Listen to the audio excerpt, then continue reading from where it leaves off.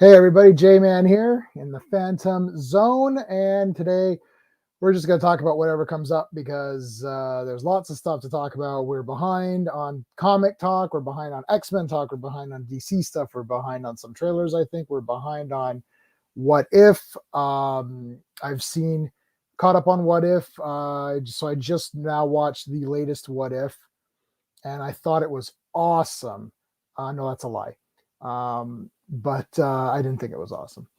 But anyways, we will talk about all of that. So I thought I'd start a couple minutes early just because that's how it goes. Let's bring in Steve right away. Hey, dude, how's it going? Hey, that's all right. Another day. That's a great shirt. Thank you. Okay. I say that a lot at work. Nobody cares. I just don't even talk. It's just like I can't be bothered to muster up like dialogue anymore. I'm just like, okay. We had a fire. Oh yeah, yeah. So there's that. But how's a fire and COVID work? I don't know. It's pretty brutal. But anyway, so we're behind. I did not read Action Comics this week yet, but everything else I've read and caught up on. I did not know that Robin was an ongoing series because I thought it was a miniseries. So I literally packed up.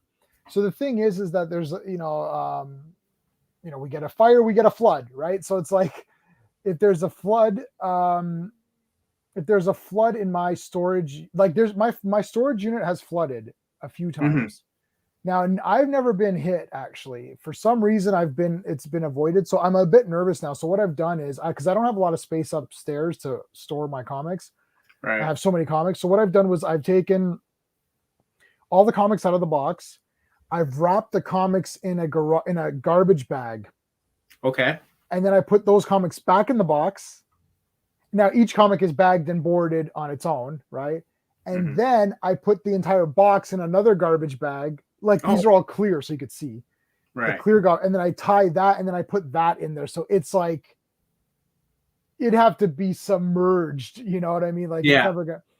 So I did all that, and then I had forgotten that I was like thinking, there's one more issue of Robin, and I'm like, crap, there's one more issue, and I got to go untie all that because I put the Robins in there because I've been getting them all physically. Right. So then I thought, well, there's just one more, and then I'm like, oh, it's ongoing. I'm like, oh crap. So I immediately had to cancel the physical. Right now, I'm only getting Action, Superman, and Wonder Woman in physical form, and that's to keep a connect. I always buy Superman. I want to keep a connection to the comic shop. I want to go every week and see what comes out.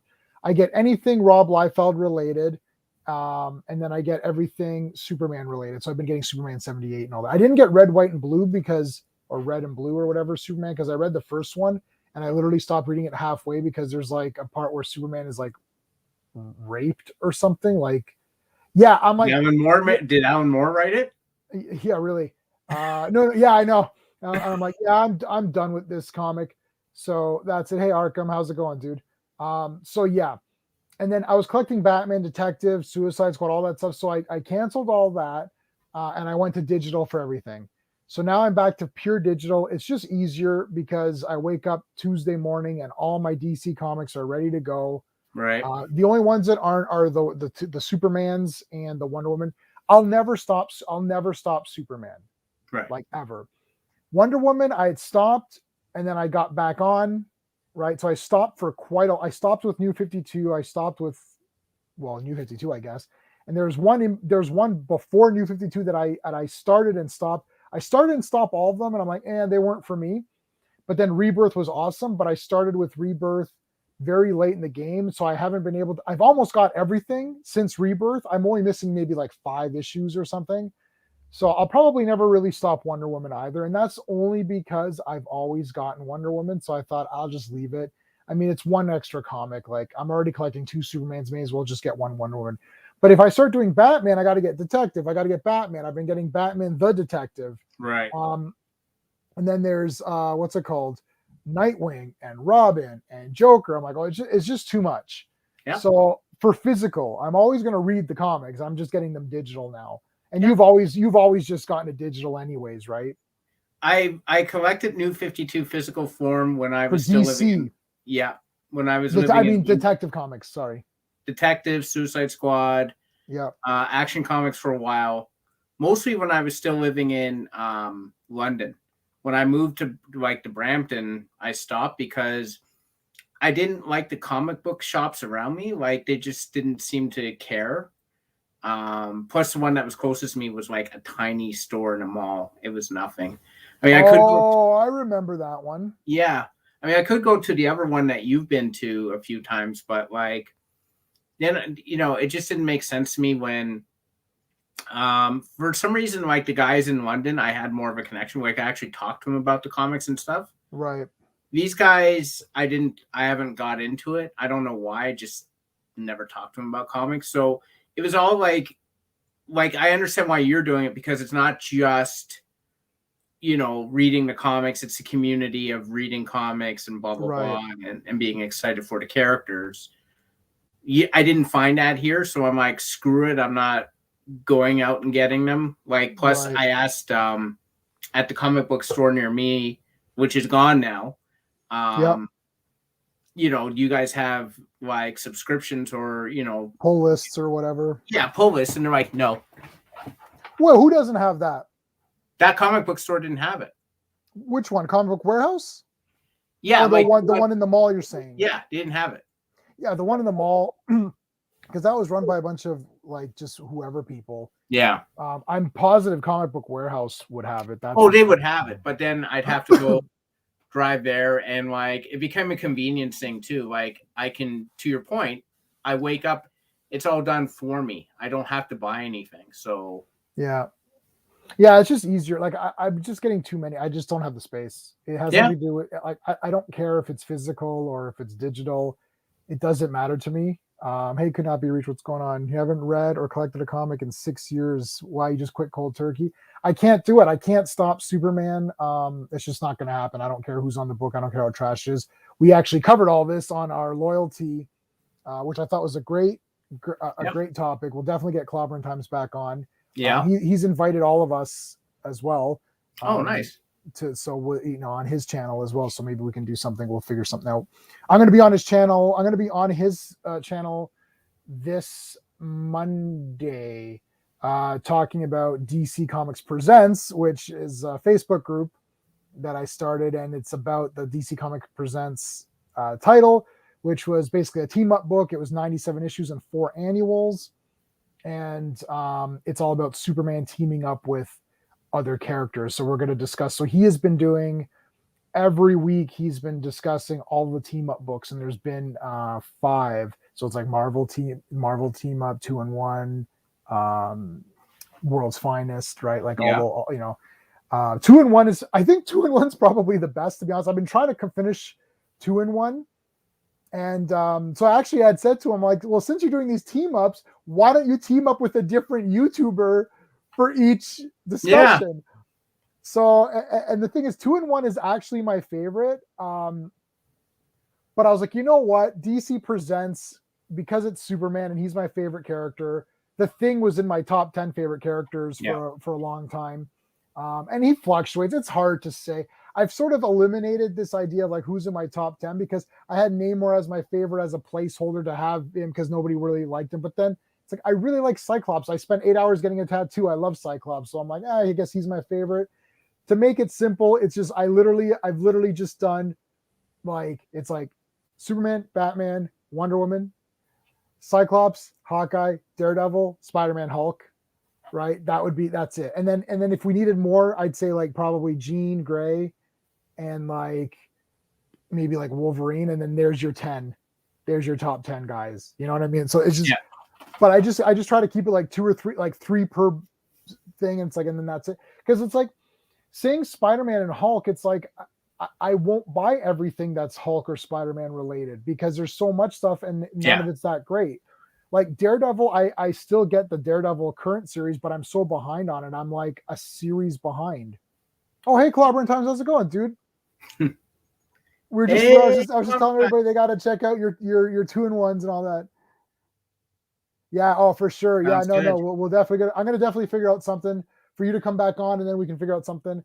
But I'm looking forward to Monday. I was just telling Steve, like we had you were doing all of the team up books. World's Finest is really the damn World's Finest. Just buy anything because the covers are outrageous. Like it's literally outrageous, and I swear to God, it's just like each one is worthy of a buy. But I just scored, and I posted this on the Facebook group, which Clobberin Times is actually a part of the Facebook group, and so this could not be reached. And Steve, you're part of it too. Well, we already know this. I just scored 58 issues for 180 Canadian. Nice. So it's about $3 and change per book. Right.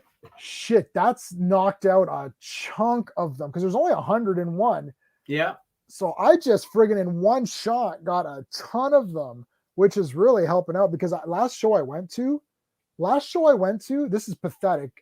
There's only 3 comic book guys there. It wasn't a comic book show. And the one comic book guy had one issue of DC Presents, which is the first Titans, and on 14 Titans. Unfortunately, it looked like ass. It looked like water damage or something. He's like, well, it's not that bad. And he wanted 80. I'm like, I can't, oh God. I'm like, I can't do that.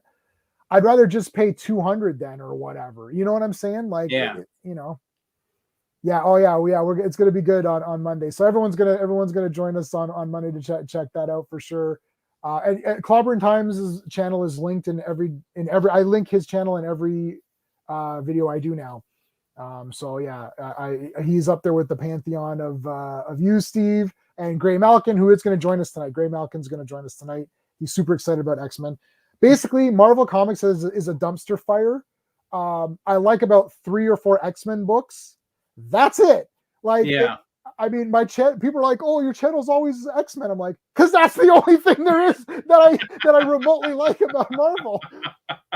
Like, I don't know, like when I decided a year ago to focus on X-Men, people are like, "Oh, yeah, X-Men." I'm like, okay, Cyclops is my favorite, yes, but I didn't pick that. You know what I'm saying? It picked it for me because I'm like, this comic book sucks. I collected Captain Marvel. Everyone hates Captain Marvel. I did not give up on Carol Danvers. I kept up. It was like issue like 25 or something. I'm like, oh, this is I can't do it. Like when she was just starting to learn magic. Yeah. I'm like, fuck. I was like, no, I'm done. Stop it. Like, I'm done. So I canceled that. It's just like Iron Man pissed me right off. Yeah, 26. I know the Teen Titans thing. Yeah. I mean, it's crazy, but yeah, there. I told you the infamous Iron Man story. Hey Jordan, what's going on, dude? Hey Jordan, did you watch that He-Man CGI? Dude, that He-Man CGI video I did is over 1,000 views. That's like one of my more successful ones. Oh wow! I've got like 60 comments on there, and they're all there's only 2 negatives. Most of them are positive.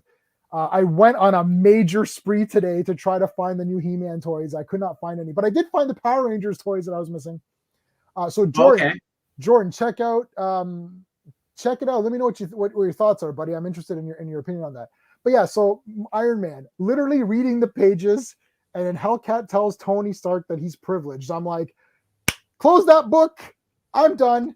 Iron Man's done. I'm like, okay, Captain America.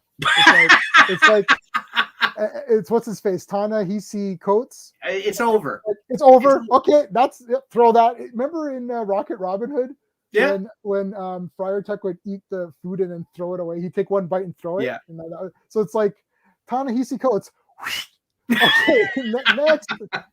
It's like Spider-Man reboot number 4000. I'm like, oh, throw that. Yeah. Avengers. I'm like, there was that thing in Avengers. What was it? Not Secret Invasion. What the hell was the recent thing? Empire. Yeah. Like, done. And then it's like Venom and Carnage and the symbiotes and all that. I'm like, I'm symbioted out. Is that a term? Yeah. I'm like, yeah, okay, gone.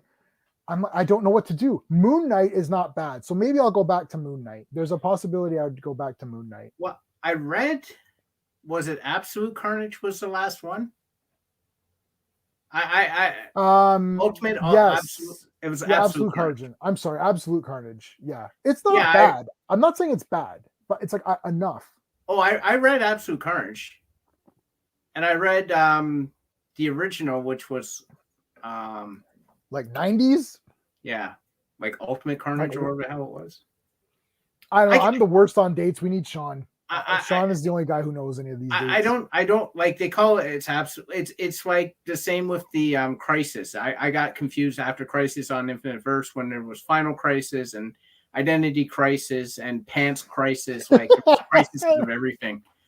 It's like everything was a crisis. I'm like Jesus. Like, but anyhow, I read Absolute Carnage, and now it's Extreme Carnage that just started. oh, for God's sake. Yeah, I know. So I got issue 1 because it was my buddy Rob Liefeld. It was his cover, so I always buy the Rob Liefeld covers.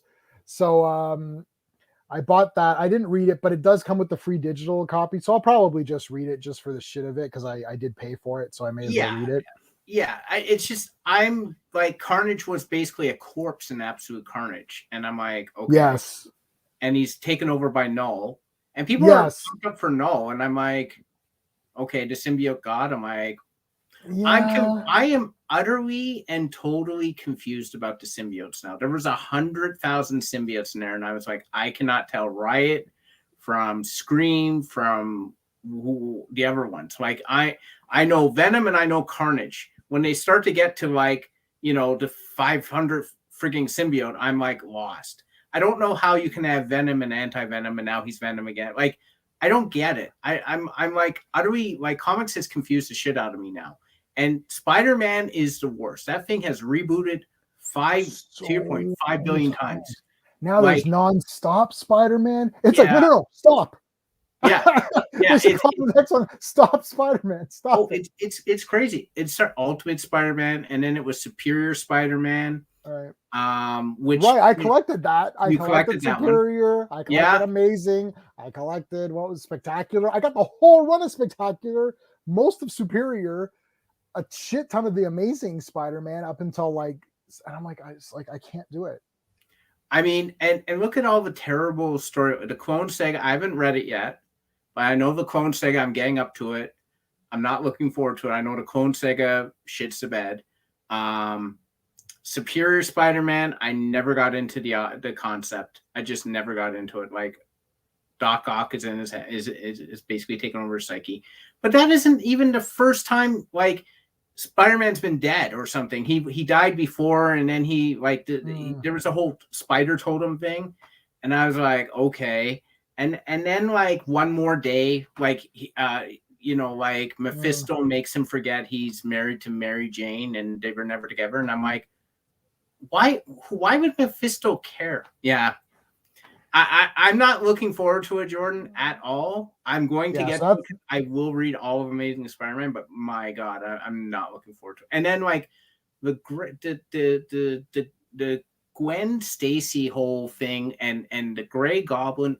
God, she had an affair with Norman when she took a break from Spider-Man. She had an affair with Norman Osborn, and they had twins, and now they're alive. And the boy turned into the Grey Goblin, and I'm like, what? This is Spider-Man. Why are you making this garbage? I can't.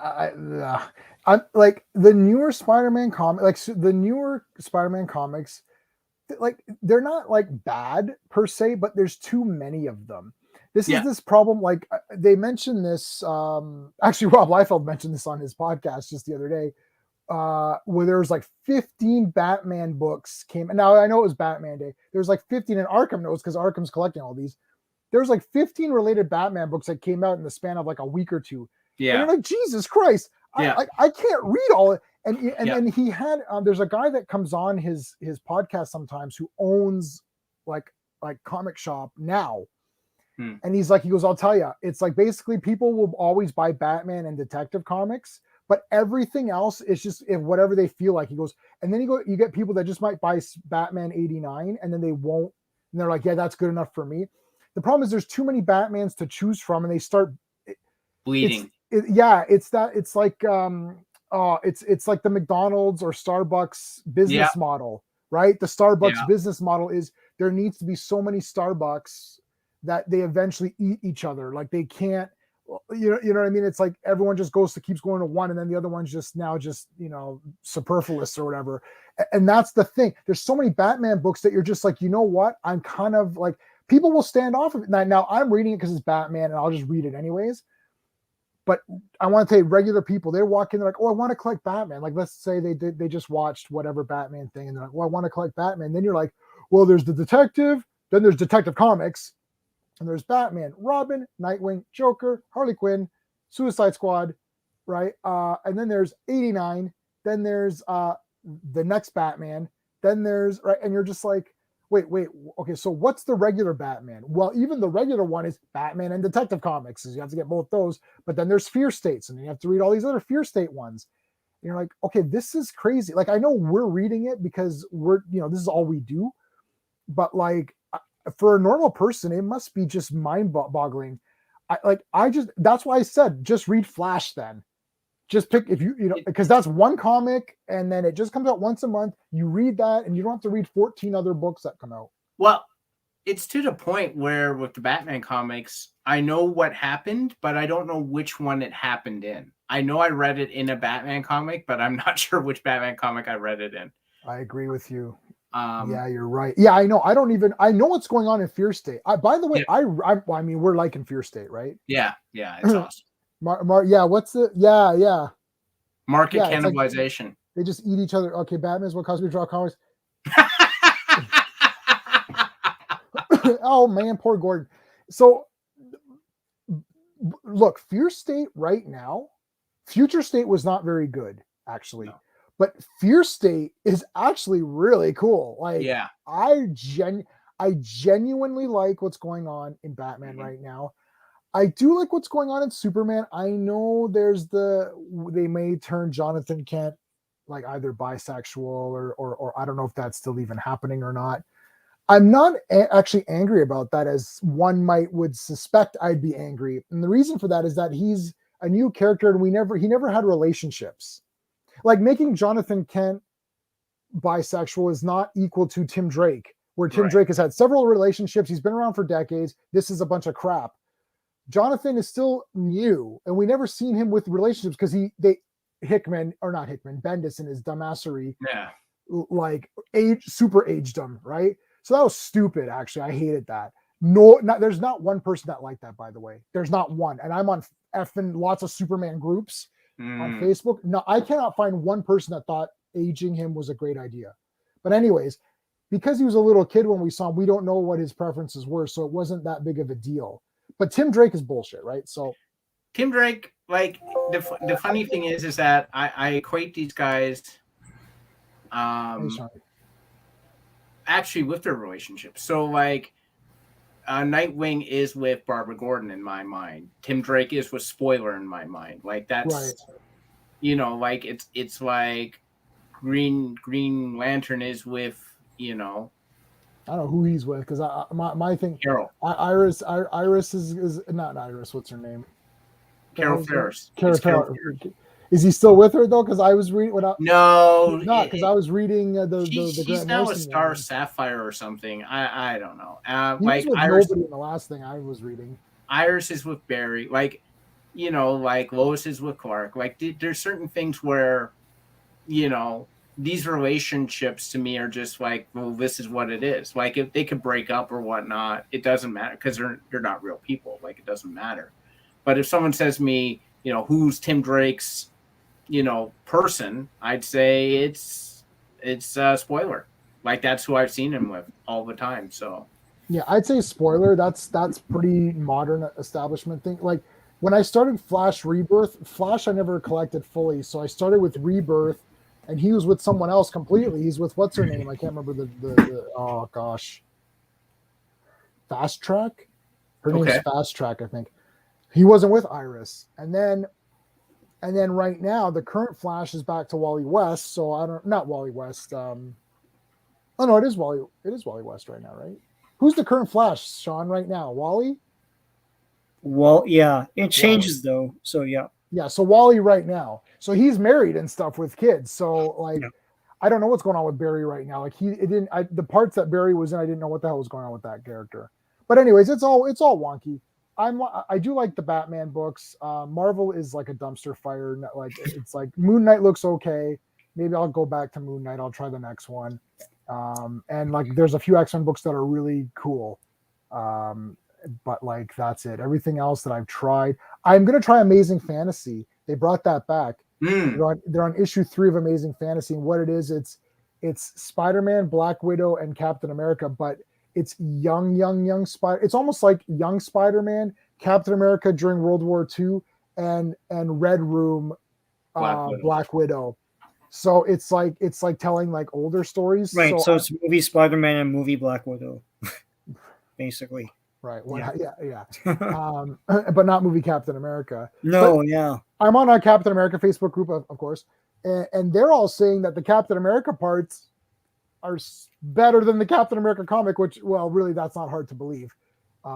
Since like, you know, setting stuff in World War II is a great idea. That's what they were going to do with that Saban cartoon in the 90s.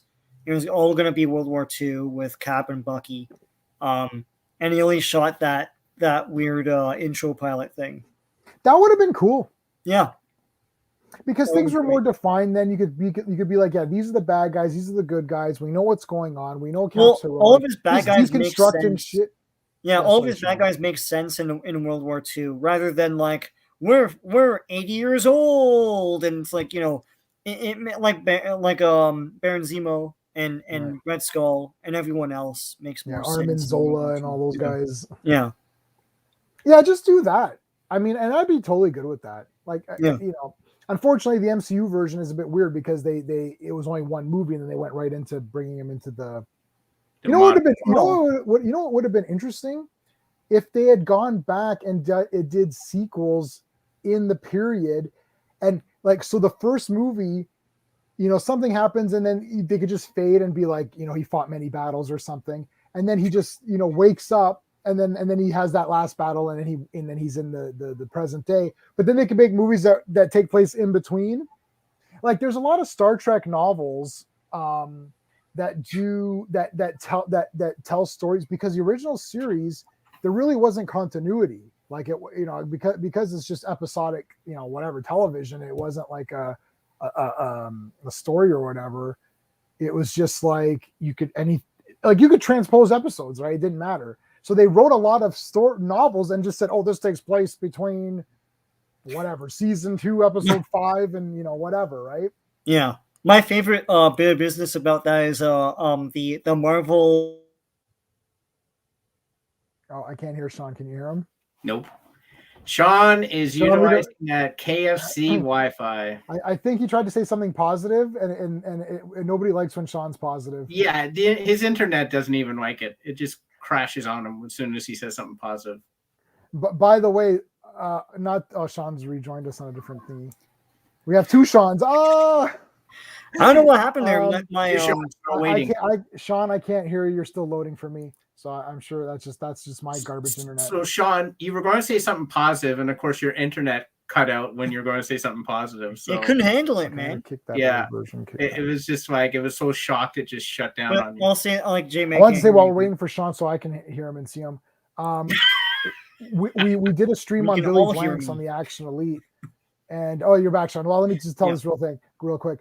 So we did a Billy Blanks stream on the Action Elite, which is also one of the links, one of the special channels that's linked in every description of every one of my videos, along with Steven's stuff and with Clobberin Times and with Greymalkin. So Action Elite, we did a Billy Blanks thing, and I had mentioned that I'd gotten a friend of mine a keychain with Billy Blanks on one side and Jalal Mehri on the other. That friend phoned me last night. He's like, I still have it. I'm like, yeah. Oh my God, that's like a 25-year-old like keychain I got him, and he's like, I still got it. So, anyways, okay. So, Sean, what was your favorite bit? John Carter, Warlord of Mars. The entire Marvel comic run takes place between 2 paragraphs in the book. Oh, that's cool. I had to look it up. It's the 3rd and 4th paragraphs of chapter 27 of Princess of Mars. So in between those 2 paragraphs, this whole Marvel comic, and it's back to that one paragraph. See, the thing is that John Carter dies, right? Like, I don't know which book he dies in. Probably the 3rd. Yeah, it's not something. princess, but yeah. So I have the first 3 books, and I remember I'm pretty sure, and I this is that Mandela effect. I'm pretty sure when I read the 3rd book, I'm like, wait, he's dead. I'm like, what the shit is this? And then I just never got the next books after that. So, or he died in the 2nd book, and I thought, oh well, maybe I'll read the 3rd one just to see what's going on. But he has like a son or something, right? So it's more like, you know, I think that happens, but I'm not sure. Yeah. Could not be reached. Will know for sure. I bet Yeah. you will know. And I seem to vaguely recall Planet of the Apes 1 and 2 sort of scenario, like another person, but like I could be mistaken.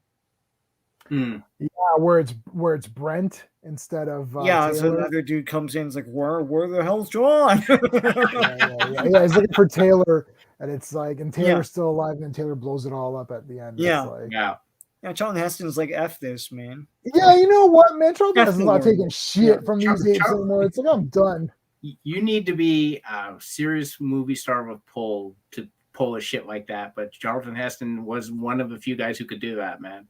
Well, like every movie he's in is the best. It's like Soylent Green, Omega Man, the Apes movies that he's in, all the Apes movies, the originals, Ben-Hur, 10 Commandments. Like these are like epic, mega masterpieces of like awesomeness. Like Omega Man is the damn best.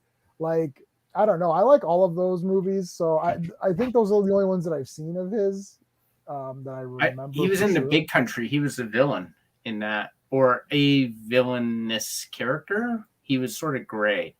That's an awesome movie. It's one of the best Westerns ever made. Him and Gregory Peck. Oh, wow. Yeah. Yeah, I haven't never watched very many Westerns. I just, that and war movies, for some reason, I never got into those that much. Steve showed me a few good ones, and my wife likes High Noon. But everyone likes High Noon. So, I mean, that's just like a generic, that's almost like it's like transcended the genre of Western to just being an awesome thing. Movie, yeah. Yeah, it's just an awesome Dirty movie. Dozen is the best war movie I've seen still. Dirty Dozen is awesome. Yeah, it's good. I'm trying to like war movie. Like, what's a war movie that I like? A buddy of mine at my day job loves the what's the series, the Spielberg one? Oh, Band of Brothers. Yeah. Yeah. Well, the series generally, if you want the realism, or as close to realism I think as you could get, or I would imagine, because of course I wasn't alive then, but the real, probably closest to what I believe probably would have been like to be there, it would have been Band of Brothers and the Pacific. The Pacific is actually disturbing at times, like super disturbing. There's a scene where Rami Malek, who is the villain in No Time to Die, he's throwing coins off a Japanese soldier who's basically like the top of his head is gone. So he's throwing them into his empty skull while the kid from Jurassic Park's watching him. And the kid's like, this guy's nuts. This guy's lost it while he's been fighting. James Badge Dale's in it. He's terrific. It's both series are awesome. And after I watched that, I'm like, to me now, if you do a war story, it's got to be like a clever storyline, like a heist or something. Because if you want to do, if this was hell, it's already been done, and it's been done really good. So you don't need to go down that road again. I think Missing in Action, Braddock Missing in Action is my favorite war movie. I might be serious. Okay, so John Carter dies several times, yes, but that just puts it back. Oh, okay. Yeah. Okay, so then he just goes back or whatever. I gotta watch that movie again. It's pretty awesome. It's awesome. It's awesome. That was my first YouTube video. My first YouTube video was reviewing John Carter. It's awesome, man. I don't know why everyone shit on it. It was pretty damn good. Too soon, I guess. It didn't come at the right time. It wasn't the right. Well, no, Marvel shit on it first, and everyone, all the idiots out there that don't know anything about this stuff took their cue. I find. But a lot of people who watch it now, like, it's pretty awesome because they took their cue from all the signals they were getting from Disney. With the low marketing and all that, and the fact that everything looked like Arizona, it just looked weird, Yeah, so it's like, well, that's how it is now. Like, a few people take a shit on something, and then all of a sudden it's just a shit movie. Everyone piles on, but that's why I like to explore the thing myself first, and if I think it's shit, then it's shit, right? And that's my whole reasoning behind reading the High Republic. So, yeah. For more on that, you can see our last stream, which was talking about fan loyalty. Okay. Well, actually, I had a lot of great comments on my He-Man CGI video, and a lot, and a few people who are regulars on the stream that pop in the chat all the time, and a lot of positive comments, and a lot of people just said to me, they're like, "Wow, you're one of the few people that actually watches the whole thing and then gives his thoughts, as opposed to just." Because at the time of that release of my review, Clownfish were the only people that had posted anything in English. The rest of it was like Spanish YouTube channels that posted a lot. I don't know if I guess they got it first or something, or I don't know. But Clownfish and I were the only two who review, which is crazy. And Clownfish had like 10,000 views or something, right? Yeah, I've got over 1,000 now, but it was pissed when it came out, right? But even Clownfish only watched, they gave it positive. They were saying positive things, but they had only watched 2 episodes. I watched the whole thing, so I knew the whole thing, like how it all came about. And it's like, and I also watched all of Revelations. I didn't just watch 1 or 2 and say, "Oh, this is bullshit." I literally have watched everything. And it's He-Man. I'm going to watch the whole thing. And then I gave my thoughts. So I got a lot of positive reactions saying, "Wow, you're like the only person who actually watched the whole thing and you're not just judging it." It's like, exactly. And then I've been using the G.I. Joe, the Sean argument, the G.I. Joe argument on a few people, and it's actually worked to silence them, because I've had people, I love when someone says a sentence and then I repeat that sentence to them and change the topic. They're like, "Oh, this is nothing, this is just in name only. They changed everything around. It doesn't look like the old thing." I'm like, "Oh, okay, for further examples, see G.I. Joe, A Real American Hero." It's like, no response. And you're right. It's like no response. It's like that changed the scale of toys. It borrowed from what was popular, right? It's like introduced villains. Joe isn't even a character anymore. No, right? So it's just the name of a team. Yeah, it's the name of a team. So they've erased the person. They've changed it from 12-inch dolls that you can dress in different uniforms to small figures which don't dress at all. Yeah, it's like vehicle centric, right? Play sets. Like all that stuff has been, it's like completely scale's been changed. And not only that, the aesthetics of it has changed too. It's like, and not only that, but there was other characters like that Bullet Man guy, or not Bullet Man, Fawcett character. Right. But, yeah. And the invaders and all that stuff. Right. So there was other characters. And they're nowhere in. Right. They erased all of that. So really, G.I. Joe Real American Hero, we should piss on it. Right, according to it takes tropes of the time, and also has almost nothing to do with the original G.I. Joe, which was hugely popular in comic media, in book and record sets, all that stuff, and was a generation's G.I. Joe, and it had nothing to do with that G.I. Joe. Yeah. So hey, Gray. Yeah.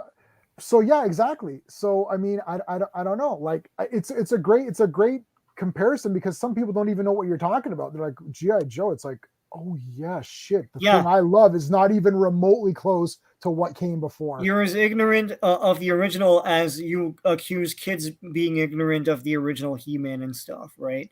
It's like circle. Yeah. It's a circle, yeah.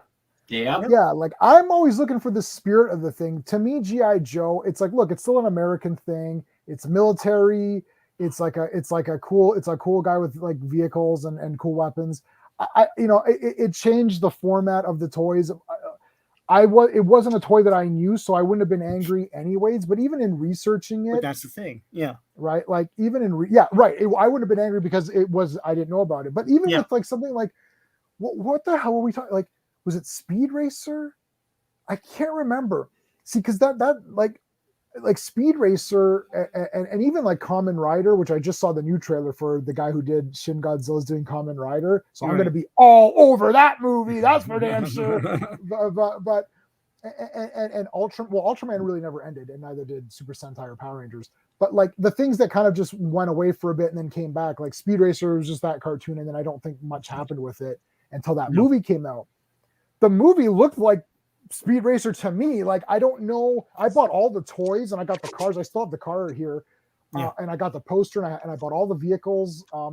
It looked pretty faithful to me. And I remember thinking at the time that when these movies were coming out, like, well, because it's coming out at the same time as a G.I. Joe and a Transformers, and what was it? There was another one. I can't remember, but I'm thinking, why is it that these old cartoons that were before our time are getting very faithful representation on screen, Yeah. and G.I. Joe's getting friggin' pissed on? And I'm thinking, you know, it's like Speed Racers. Is that 60s or 70s? Even Astro Boy, that was the other one. The Astro Boy cartoons that came out, and I bought that pack. That's awesome.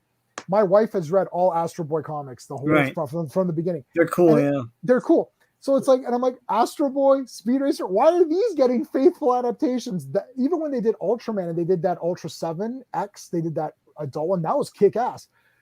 These were getting faithful representations, and Transformers was being dragged through ass mud. Freaking G.I. Joe was completely pissed on. What was it? What else came out? It's like all of the stuff that we liked was just getting shit versions. I don't know what happened there. I don't know. It's like the 70s cartoons, the 60s and 70s cartoons, everyone's like, yeah, let's make those faithful. And the 80s ones, we turn them into shit. Like, I think it's just a generation of filmmakers now. They're very cynical, and they don't really like. I remember going into film class, and you guys were in film class in the same place I was film class. They didn't like anything I liked. They liked nothing I liked. So these are the people who graduated and started making movies. But why they do Speed Racer so good? It's Wachowskis, right? It's the Wachowskis. They're different. They're real filmmakers. They loved it. That's why. Yeah. Right. That's what I'm saying. It's like you obviously had a vision for it. When you watch that movie, it's like the courses didn't look like that in the comic. I mean, sorry, in the cartoon. But it's a Hot Wheels movie, basically. Right. Yeah, it's awesome. And the courses are designed all cool. Like there's strange things like the gaps.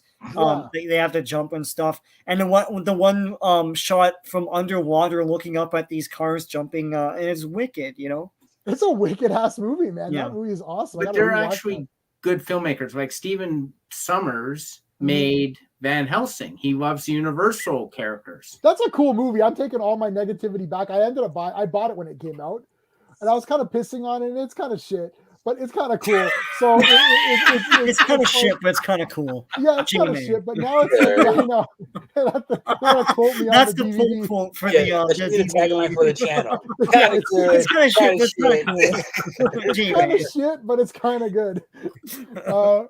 But no, seriously, because it's like it is shit, but it's kind of cool, right? Because it's like I like it was on TV the other day, and we didn't turn it off. So it was made in the 2000s, but it looks like an overblown 90s movie. Right? It's just like tossing everything at you with like and every single room in that castle is a giant ass hallway, like freaking.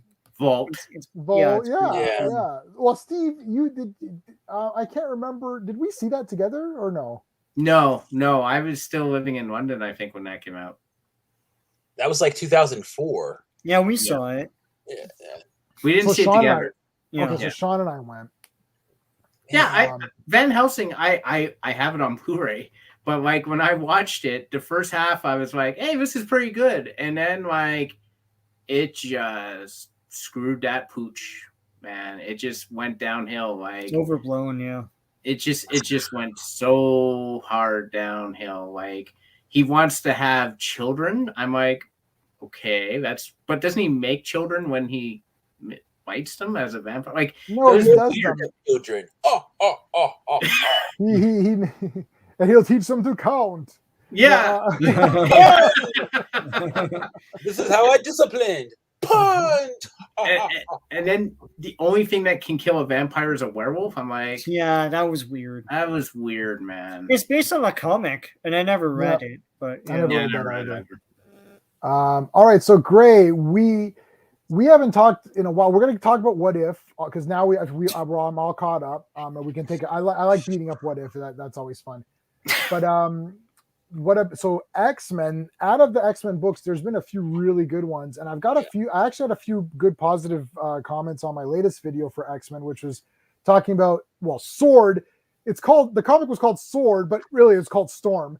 They misspelt it. The W should have been a T and the D should have been an M, and that was the name of the comic because it was all about how Storm is awesome, and Storm is awesome. So It's weird. It's like I gave that book like a high rating because I'm like, this book is awesome, although it has nothing to do with Sword, but Storm was awesome. And literally people started saying, why was she never utilized more? You know, she was a stupid sidekick to what's his face in those newer movies. Halle Berry was whatever, right? She's fine, but she didn't do anything. Like I didn't walk away thinking, wow, Storm is so good. You read this issue of Sword, whatever issue it was, and you're like, man, Storm. Storm's the best ever, right? In this issue, do you agree? Or you know what? It's an homage to Chris Claremont, because Chris Claremont used to do this type of stuff. Like, but it also every so often Storm is always in a situation where she always has to fight somebody who doesn't think that she's like good enough or whatever. Yeah. And then by the end of it, you find out like, no, she shanked you like 18 times. Yeah, right. It's like Storm always goes through these kind of situations. Like 20 years ago during Extreme X-Men, she got picked by interdimensional conqueror in like think Black Panther, but you know, with an aggressive foreign policy. Right. This dude finds Storm, says, "Oh my God, you're so beautiful," and then like, okay, I'm gonna make you my queen, and then leaves her with a harem of like from different women from different dimensions and planets, who all thought they were going to be the one to be the queen. So you all see it. Yeah. At least that guy believes in equality. What? He made them all equal. Man, he gave them equal rights and lefts. Oh, I really like that a lot. That is very funny. I'm gonna use that now. I like that. Yeah. I'm gonna add that. I never heard that, rights and lefts. That's very funny. That's Captain America. Yeah, that's right. Oh God. Okay, so what about Inferno? What did you think about Inferno? It was a thick book, but it was. Oh no, it was worth it. It was worth it. I was reading it at dinner last night, like just really just kind of going over it. My wife was like, "Put it away. You are an adult. Put that comic book away." It's like eat your dinner, right? It's like, hey, the food's not here yet. Okay, all right. I'm trying to dissect something. I'm analytical.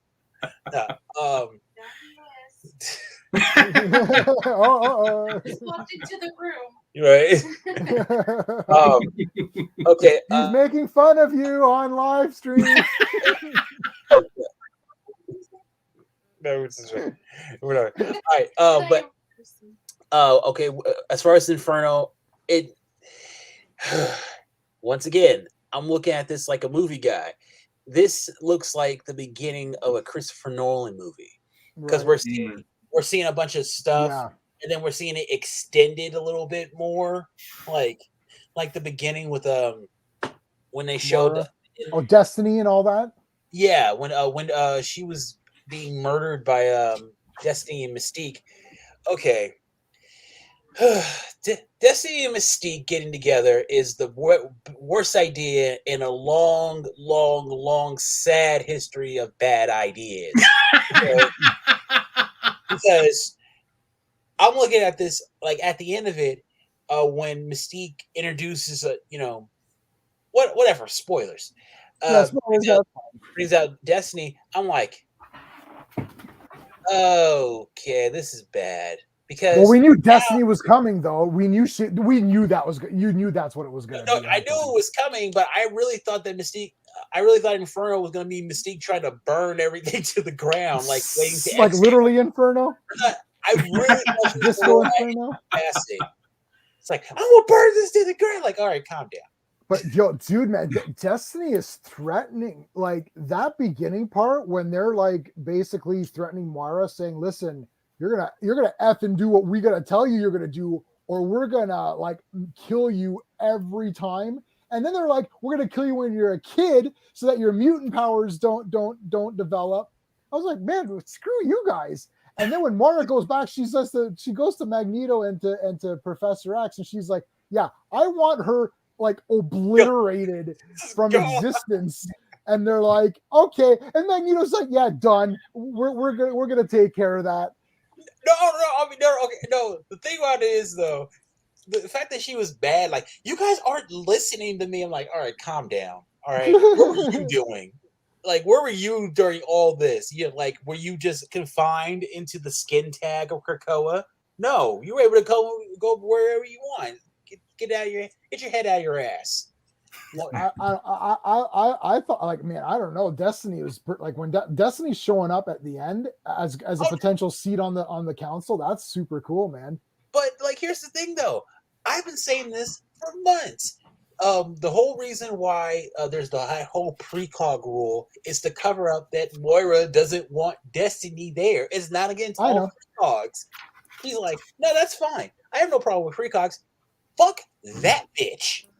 Well, yeah, we know why. Because she is a bitch, actually. No, yeah, exactly. I totally understand it. It's out of complete pettiness. Okay, I grew up with two sisters and a bunch of aunts. Okay, I know petty. I know. I know. Put that on your channel. That'll be your tagline. Yeah, right. I know petty. Yeah, I know petty. Okay. All right, Matt. All right, why didn't bring back Madeline Pryor? Oh yeah, that was petty. I can smell petty. I know petty. No, just all in all, it was a good issue. I really liked the whole thing with Bishop.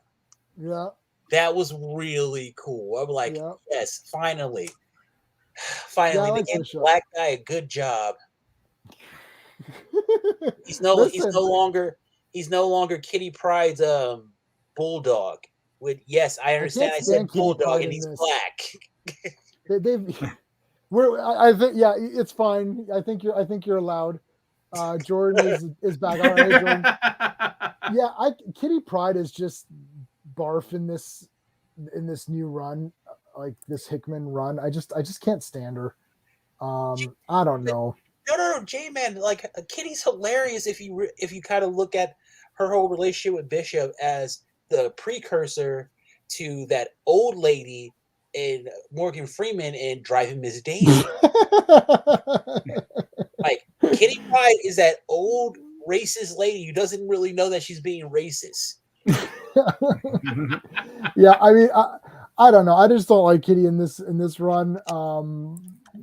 I don't know. I just like, she was so cool before, and they've actually the first couple issues it was okay when they showed her powers and she was fighting people and like it looked really cool, and then they just done nothing with her. She dresses like a pirate. It's just like dumb. Okay. What if? Are we all caught up on What If? Yeah. So okay, all right, real quick. That Thor episode, didn't it just seem like it was Thor versus a bunch of responsible women? I know, that was so dumb. That's what that was. No. It just seemed like everybody who was in opposition of Thor in that episode was a woman. Yeah. All of them. Yeah. Doing the best for him, right? Right. You know, like calling his mommy on him, and they didn't even talk to him. They didn't even say, "Hey, Thor, there's something going on." They just like, "Oh, we're gonna punch Thor in the face." Like, all right, calm down. All right, it's not that serious. Thor's having a good time. It was every angry YouTuber's wet dream. It's like, like this is exactly what everyone talks about. Like, oh my god, like belittling the white male and the woman, or like, but that's exactly what that episode was. That's exactly what that was. And he's an idiot, and it's ridiculous. That was the worst episode. Easy. No, I got the best comparison for what this episode was. It's Marvel's version of Ferris Bueller's Day Off. Sort of, yeah, because he's like everything trying to get into his mom gets back, and everybody's like, "Oh, we're gonna da da da da," and everything's fine. So like, it was great. It was so disgraceful. It's like Sean pointed this out. I don't remember if this was on live stream or not, or if this was just me and him talking or us talking privately. But it's like, why is Thor still worthy of Mjolnir if he's a trash character now? I pointed this out instantaneously because I've got tattoos. How does a needle penetrate Thor's skin where he can literally get punched by energy shots. Like it's like a needle. That needle, people don't, I don't know if anyone knows how tattoos work, but the needle does not go through. Like when you go get your booster shot, that's not what happens. It's just going through layers of skin. So depending on how much they extend the needle is how deep in layers it goes and how good the ink will stay in your skin. So how can that needle penetrate Thor's like few layers of skin? Like it's like Thor. It's a feminine needle. Sorry, yeah, like what they use an adamantium needle. It's a lady needle that was able to get through all the layers of the epidermal patriarchy in order to get the way. I'm just going. Yeah, I think Thor would be okay. Let me tell you something else. Thor is accustomed. I'm going to say this. I don't care. Thor is accustomed to much more attractive women on Asgard that he doesn't need to be attracted to Shorty. It's like I'm like this homely short girl. It's like you suck. It's like he's got Lady Sif back home who kicks ass and fights people. And it's what's her face from that tattoo. And she's in his friend zone.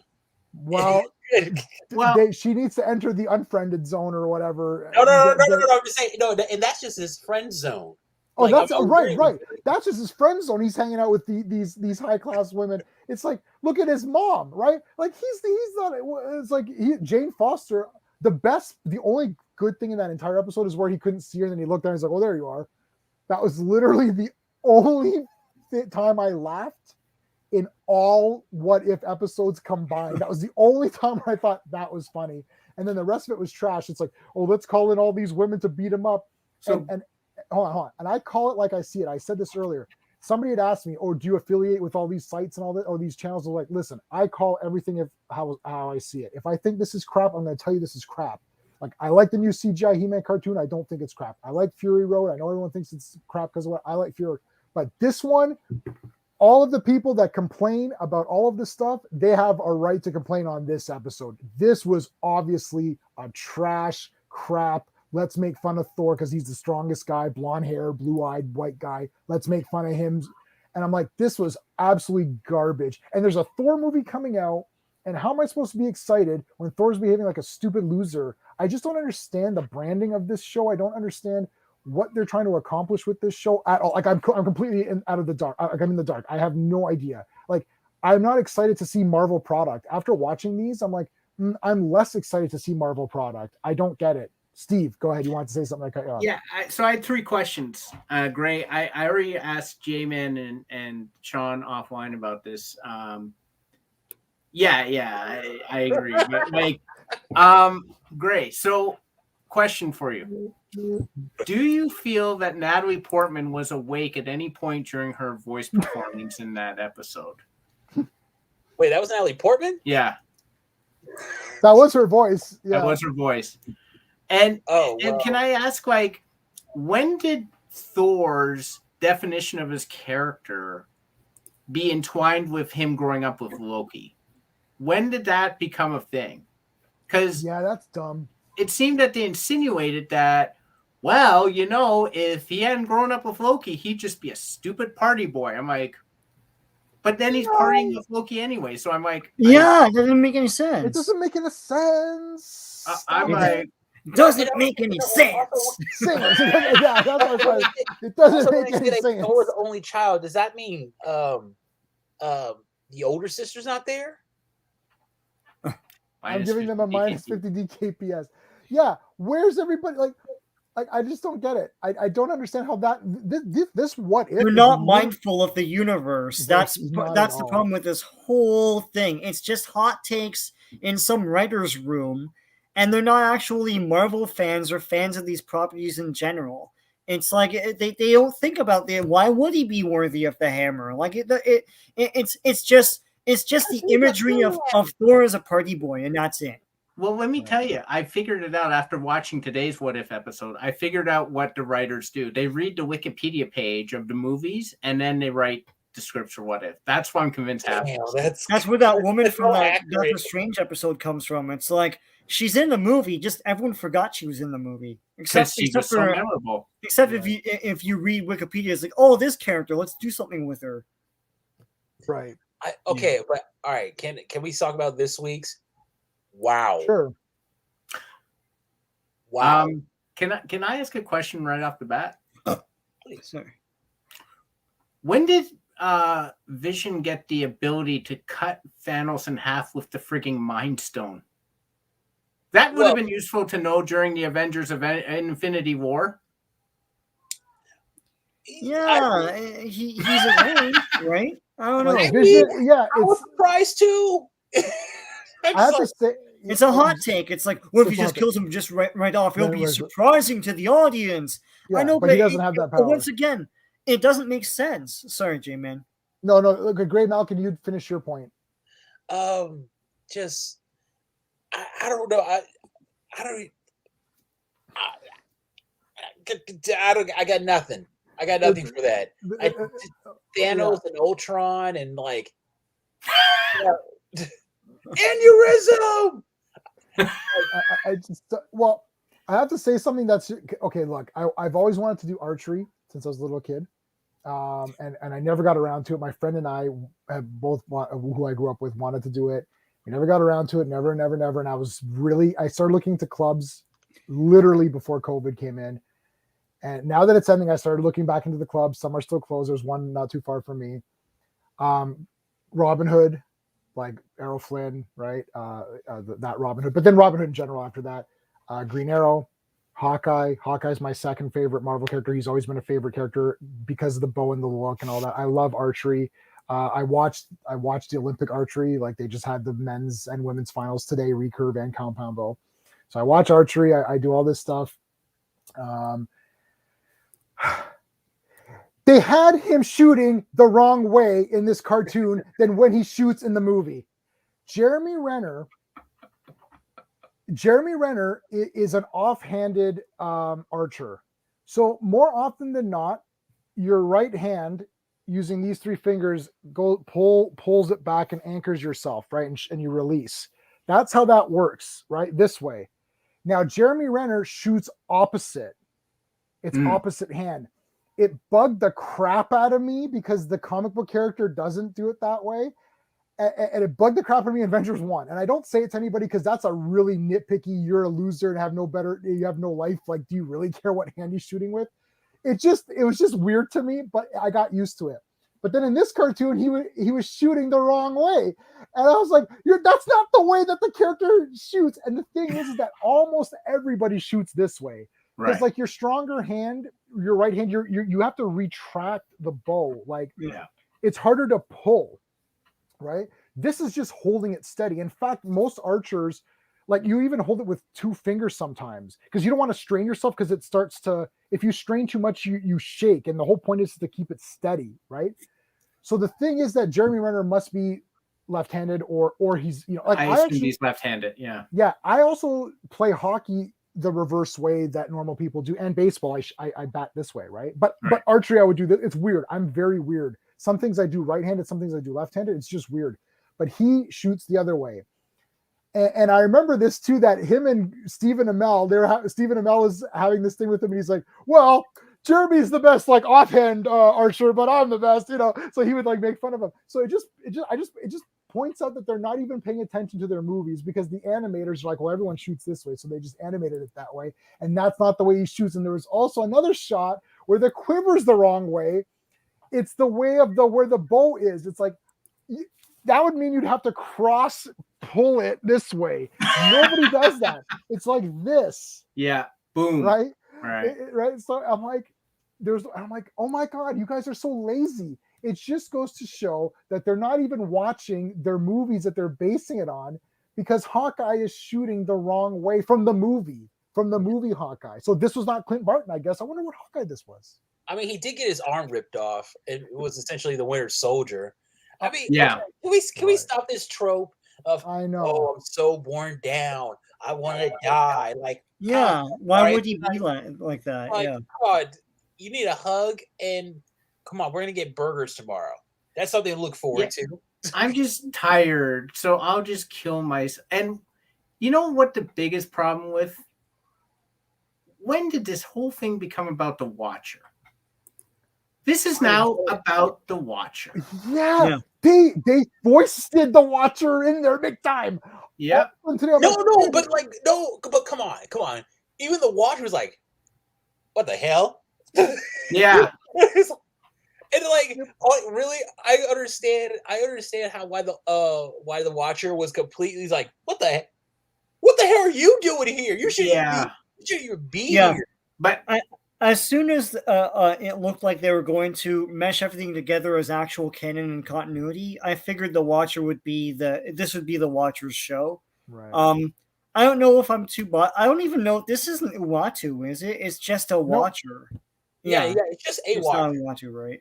It's not. I feel really scared for the Watcher though. I was like, because I'm not. You know why? I'm not because it's a dumb show that makes no sense. But Ultron obviously doesn't know how the Infinity Stones work, because Thanos would just snap his fingers and make whatever he wanted happen. So if he wanted the Watcher dead, he would just snap his fingers and the Watcher would be dead. But do the Infinity Stones affect the Watchers? Because they're way more powerful than the. I mean, if he's able to actually get where the Watcher is, he can affect all of reality. I assume the Watcher is in reality. No, one. I'm sorry, Steven. No. Man, I swear, I never thought this would actually work. Loki. Remember when they had Loki those Infinity Stones and they all had them all in that drawer? That should have happened at the end of this. Like as soon as he crossed over into like what is it, the pit stop to the multiverse, those gems should not have worked at all. Like that's right. They can only be used in one reality. In one reality. Yeah. Okay, so I don't remember. Right. Yeah, I didn't remember that. That's good. The Infinity Stones. It's a comic thing, yeah. The Infinity Stones work in his universe only, not in another person's universe. Okay. Right. So he became so powerful with them that he knew about other universes and was able to find a way to break through. It still wouldn't have worked though. It should have been like But how could he have done anything then? Wait, so but hold on. What Greymalkin is saying is a very comic inside baseball thing. It was introduced in the DC Marvel crossovers, because you couldn't use the Infinity Stones in the DC universe, right? And the thing is that like they're not going to know that they barely know about the hammer, so they're not going to. What the hammer? MC Hammer? Hammer time? I remember watching him on Arsenio Hall, and I was so excited, and I tried to record the song that he did on there. I love that old. But Vision or Ultron already proved he didn't know how to use the Infinity Stones. I'm like, why is he fighting Captain Marvel? Why doesn't he just like snap his fingers and destroy? Like, why is he destroying these planets with like laser blasts? Just snap your finger and the planet will be gone. Like I was completely confused about I'm like, does he not know how the Infinity Stones work? I think he wanted to do the work. I think he wanted to go he wanted to go one by one. Like I think it's lazy writing. That is what it is. That's what it really is. Like, they want to show each one, so they have them go to each one. That's all. Also, they didn't show. They're trying to justify it, but they're not smart. No. They haven't even watched the previous movies. Never mind read the comics. Like they don't. The reason Ultron doesn't know how the Infinity Stones work is because the writers don't know how the Infinity Stones work. He's only as good as the writers. The Watcher should have been like, I see the writers. Oh, perfect. They don't know how to write Ultron. I'm okay. I think I'm going to be okay. I really thought we were going to see like a couple glimpses of other Marvel franchises. Like I thought we were going to see like a little something with the Fantastic, like a Flash or something. Because you're not going to see the Fantastic Four. Not the Fantastic Four, but like Great, you still have hope, and I find that endearing. But like these people are beyond hope. They are just you gotta literally open up the drawer of the Infinity Stones and put the writers in there and close the drawer and never open that drawer again. We tried doing that with Joel Schumacher, and he keeps getting out. Well, he passed away, so you don't have to worry about him anymore. Yeah. It's Casper. Oh, Think man, about it. I don't know. Did we miss any? What was the one? Have we talked about all these garbage episodes yet? I think we talked about them all. I'm Yeah, we pretty talked sure. about the. There's only 8 of them now. I don't think and we that- talked with Gray about the Iron Man Killmonger one. That was rough. Like, No, we talked about that, I think. Not Yeah, with no. Gray though. Not with Gray. Yeah, Gray with was- Gray. No? No. Yeah, I think Gray was there, but I hadn't seen it at the time. That was the one that I skipped because I wanted to watch like some weird. I don't know what I wanted. Good. I wanted to watch something Something else. good, I wanted yeah. to watch. Something Yeah. good. No, that episode should have been like Killmonger from the right. I just See don't. what I did there? Yeah. Yeah, Yeah. like I mean, and that one too just doesn't make any sense. Again, it's like he's just there. Hey, I happen to be here and I've rescued you, Tony. It's like that didn't happen in the movie. No. This is But- what if based on whatever we feel like doing it. Yeah. Yeah. It's like I don't know. I'm literally sitting here and Sean has said this 4,000 times and everyone's said this 1,000 times. It's like you're supposed to watch the movie, and while you're watching the movie, you have a notepad, and then something happens in that movie, and then you pause the movie and say, guys, hold on, right there. You see what Thor did? What if he didn't do that? And then it Yeah. fucked up the whole oh shit, yeah, that fuck up the whole story. Oh my god, you're right. Yeah, that fuck it all up. That's the what if we're gonna do. Like, what if Thor aimed for the head? Sure. What happens then? Does the story end there? And if it does, what happens after that? You know, that's too clever for them, right? It's like they did what I wanted them to do. What if Ultron won? But this wouldn't be. Why would Hawkeye and Black Widow be the survivors of a nuclear apocalypse? They have no powers. Right. I don't. When Hulk And survived, why would he bring about a nuclear apocalypse and not the thing he did in the movie? I Right. didn't I thought quite he get did, that, though. but I thought yeah. I thought he did that though. I thought because when he dropped that country, I don't know. Wow. no, if that country, if Sokovia drops, the Earth is incinerated. Yeah. Yeah, Like The that's shockwave would have destroyed the world. yeah, I'm yeah. not- Like I'm not that's sure about that's that garbage Armageddon movie, right? Like Oh. it's like literally that is what that garbage movie is about. It's like so. Well, I don't. Yeah, it's like would Hulk and Thor would survive? Not. It's like Black Widow and Hawkeye. What, the two trash Avengers? Even though Hawkeye's my second favorite character, it's like the two trash Avengers survive. It's like that's because they couldn't get voices for anybody else, but they got Jeremy Renner and they got someone who sounds like ScarJo, so they put that's why they survived. Yeah. That's Right, that's why they survived. Right, not because of any other Lake reason. It's Bell. like, Jesus Christ, yeah. All right. yeah, Lake Bell. I know Lake Bell. yeah, I like Yeah. that. Yeah. Yeah. So, anyways, it's like that's why they survived, and it's like, oh, he has a robotic arm. Yeah, that's cool because who cares? And it's like, I just and his arm fell off. Oh, it's not funny that she gave it to him. It's like I don't care. He went through the frigging tragedy of like losing his arm and getting it back, but now he's just tired. Like, wouldn't that? Yeah, never mind. He lost his It's arm. for drama. It's like nothing really comes from anywhere. Nothing really organically grows from a concept.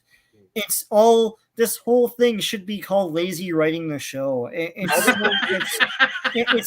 It's just like what if this, what if that, and I know it's called what if, but it's like it's like oh the hot take like he slices Thanos in half.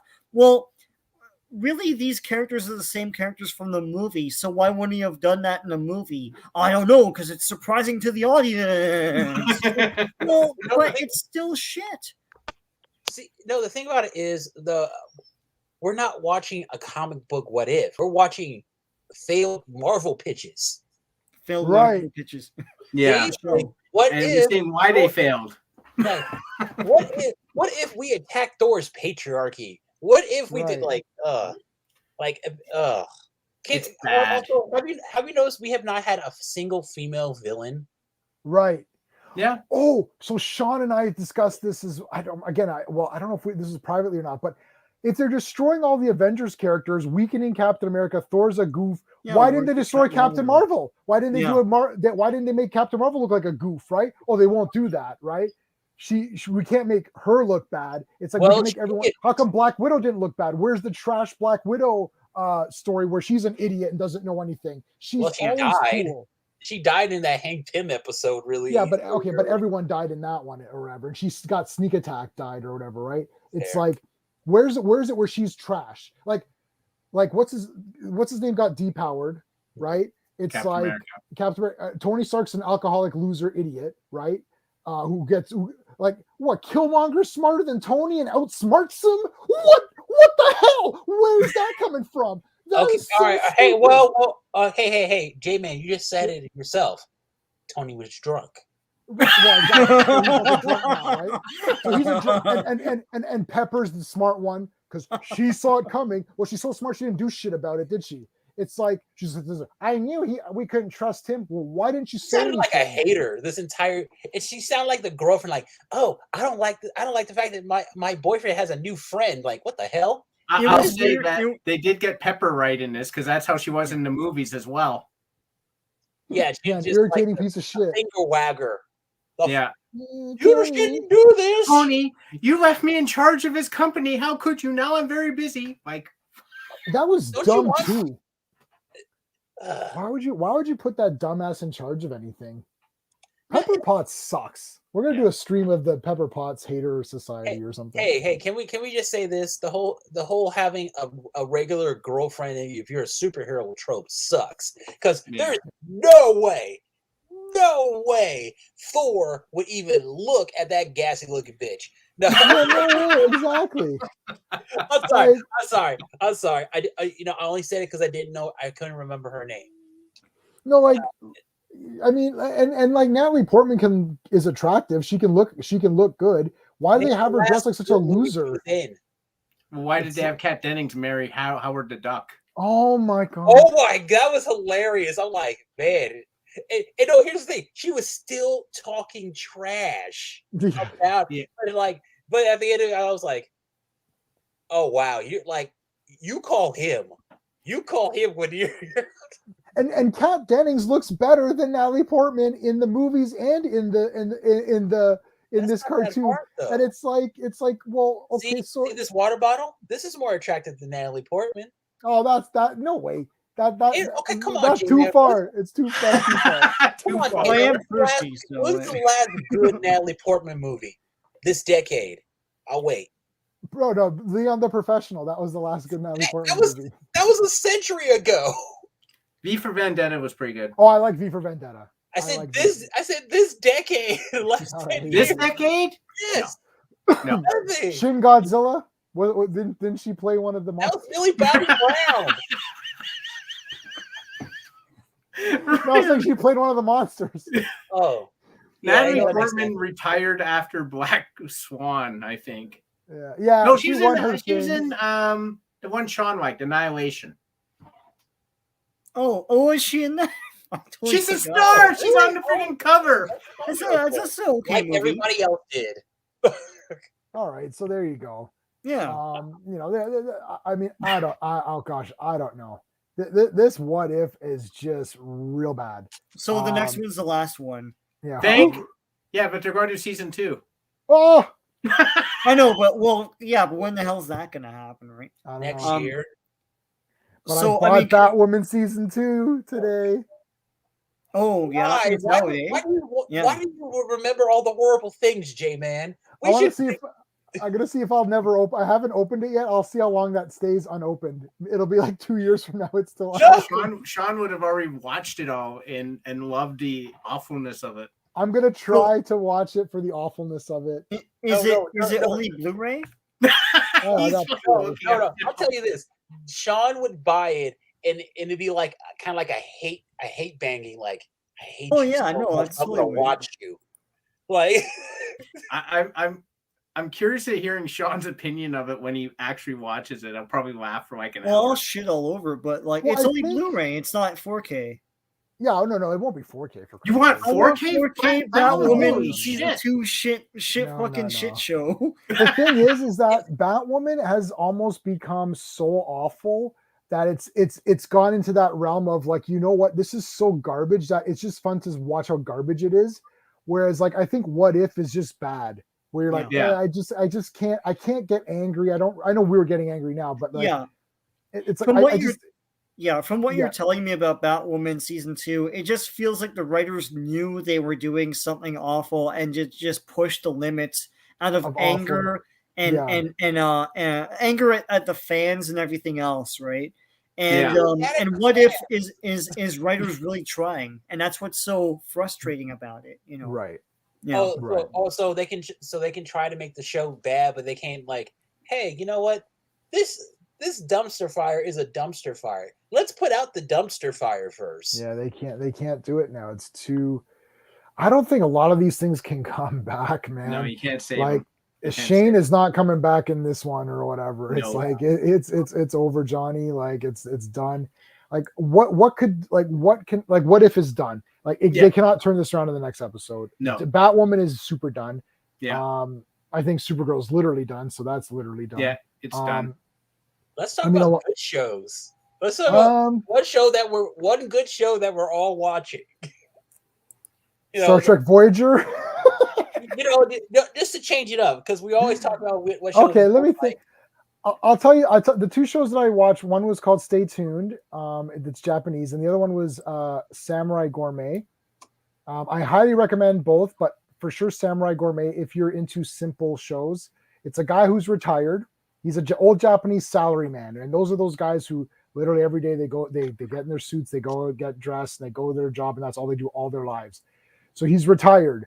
So his wife's like, well, what are you going to do? He's like, I don't know. So she's like, why don't you go for a walk? So he's like, oh, okay. So he reads samurai novels. That's why it's called Samurai Gourmet. And he likes food. So it's like he's reading samurai novels. So he goes out for a walk, and literally he ends up at the train station where he goes every day to go to work. He's like, oh my God, it's like I'm going to work. He's like, okay, I've got to get out of this, right? So he looks around, he sees a restaurant. He's like, oh, he goes, has that restaurant always been here? He's like, huh. So he goes and sits in the restaurant, just orders something. He's like, wow, this is so good. And then the whole series is about him trying different like restaurants, but the samurai parts that come into play is something usually goes wrong every day. So it's either at the restaurant or something weird happens. And when the weird thing happens, he imagines himself in a samurai setting. So the whole thing changes into feudal Japan, and there's this samurai, and he gets strength from that. So it's like, the samurai will be there. Like he sits down at this restaurant. And he's like, I really feel like a beer, but he looks and he's like, oh, it's 12. He's like, if I order a beer, they're going to think I'm some kind of drunk guy. He's like, oh, but I really feel like a beer. And he's thinking and thinking. And then he looks and he sees the samurai. It all turns to feudal Japan. The samurai's like, I want sake. And he's like, oh, and he's like drinking and like, give me another one. And he's drinking all this. And he's like, yeah, I'm going to be like that. And he's like, I'll have a beer, please. And then literally that's the entire episode, whether or not he's going to order a beer. It's very simple. I love Japanese culture. I read Japanese books. I took a Japanese course in university about the culture and just like the literature and the anime and all that stuff. And it's just very typical. This is based on a manga. It's just such a wonderful show. I finished the entire thing. It's absolutely 10 out of 10. I'm going to probably watch it again. My wife has watched it twice already. It's so inspiring because it's just a simple man. And the beginning's the best. It's like, a Ronin, a samurai, and it's like this big, and they're like, this man is just a regular man. He is not a samurai. It's like, but he will find, like hope in samurai culture or something. It's just so awesome. So that one I really like. And then Stay Tuned is one where it's like this girl who's absolutely useless. She's the most enthusiastic person who works at this news station, but she's absolutely, completely, utterly useless. But she's so pumped up to do stuff, but she sucks every time. And it's all about how inspired she is to do stuff, but she just doesn't do anything right. And the chief is like, you're terrible. Yeah, really. But that's a great show, and it's very funny.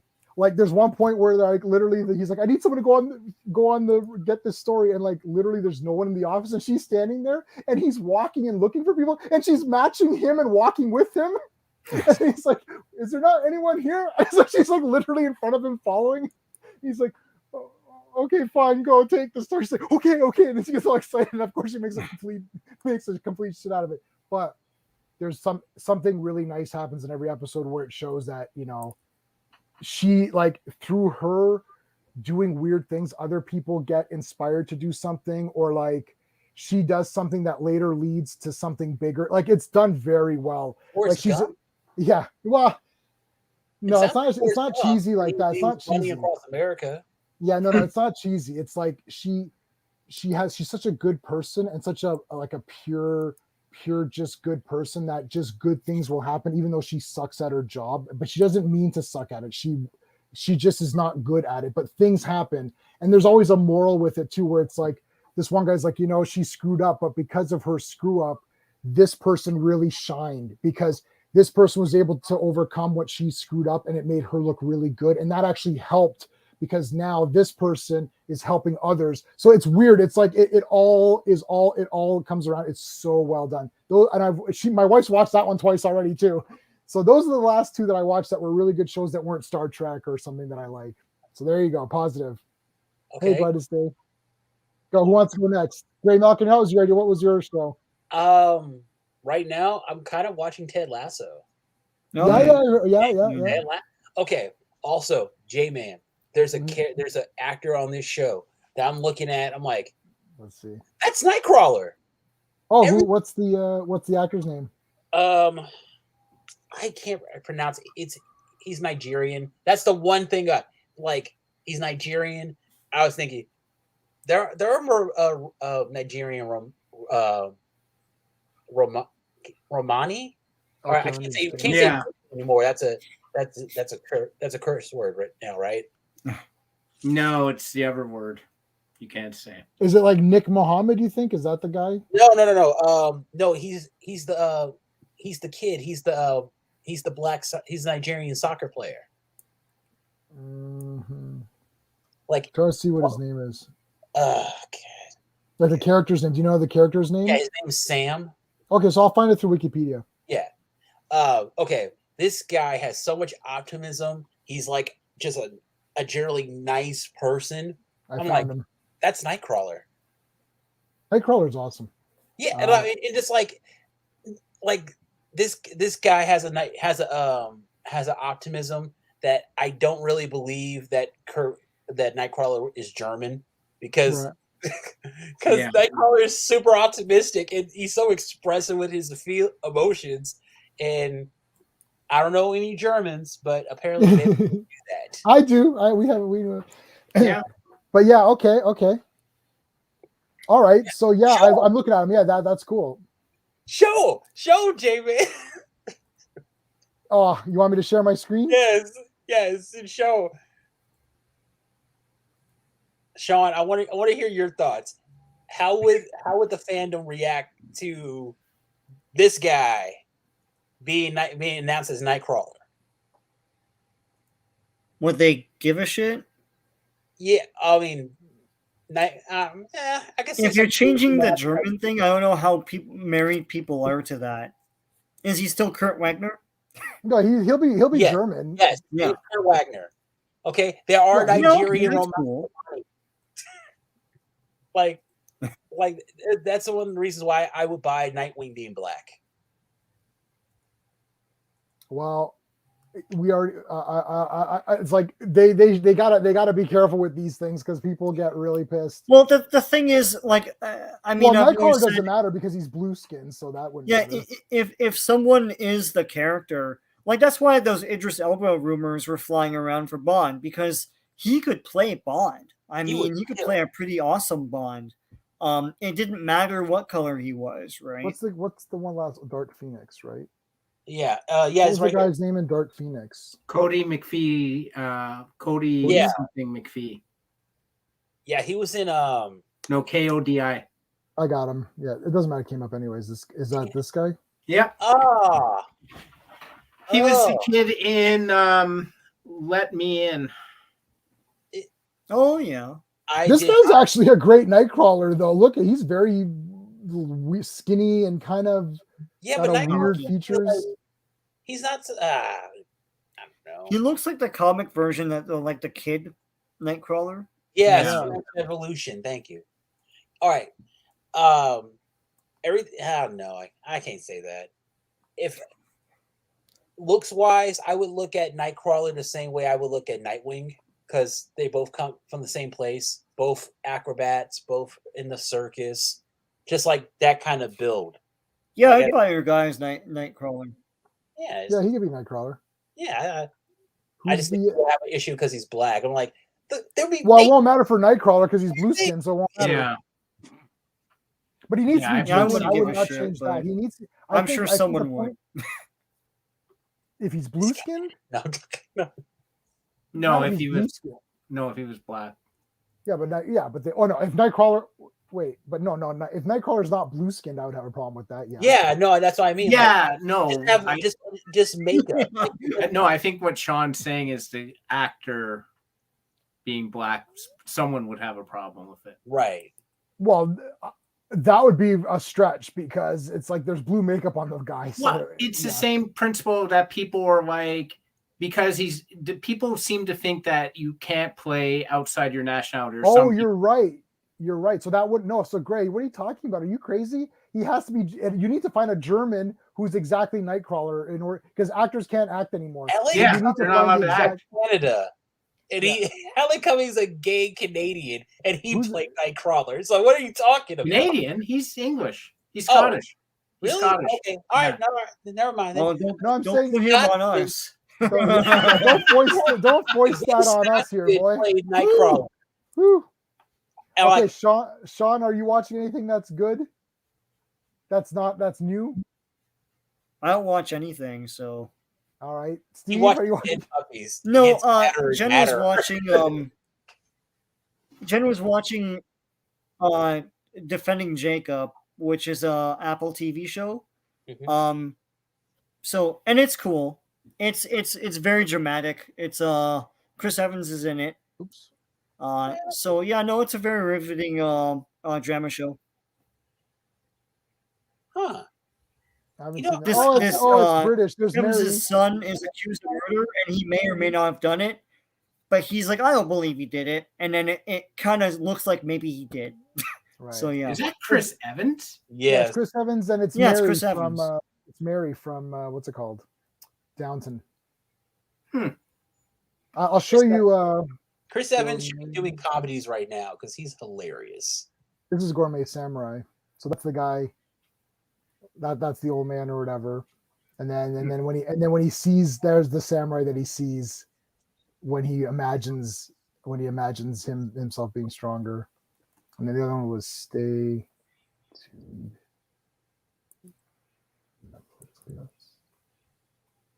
Yeah, that's Stay Tuned. That's the girl. That's a Natalie Portman-esque character actress. Yeah, she's absolutely great. And if you look at the manga, it's like exactly that. Like the manga's exactly that exact thing. It's weird how that show. It's like the way you described it. It seemed a better title would have been Failing Up. No, but it's sort of like it's not exactly like she doesn't suck. It's hard to explain. You have to just kind of watch it. She's a bit clumsy, and she'll mess up things. Like you just have to kind of like you have to watch it to like understand. It's very subtle in like how they do it. Like I think she's an amazing character, and like she's very inspiring because she's so happy to do stuff.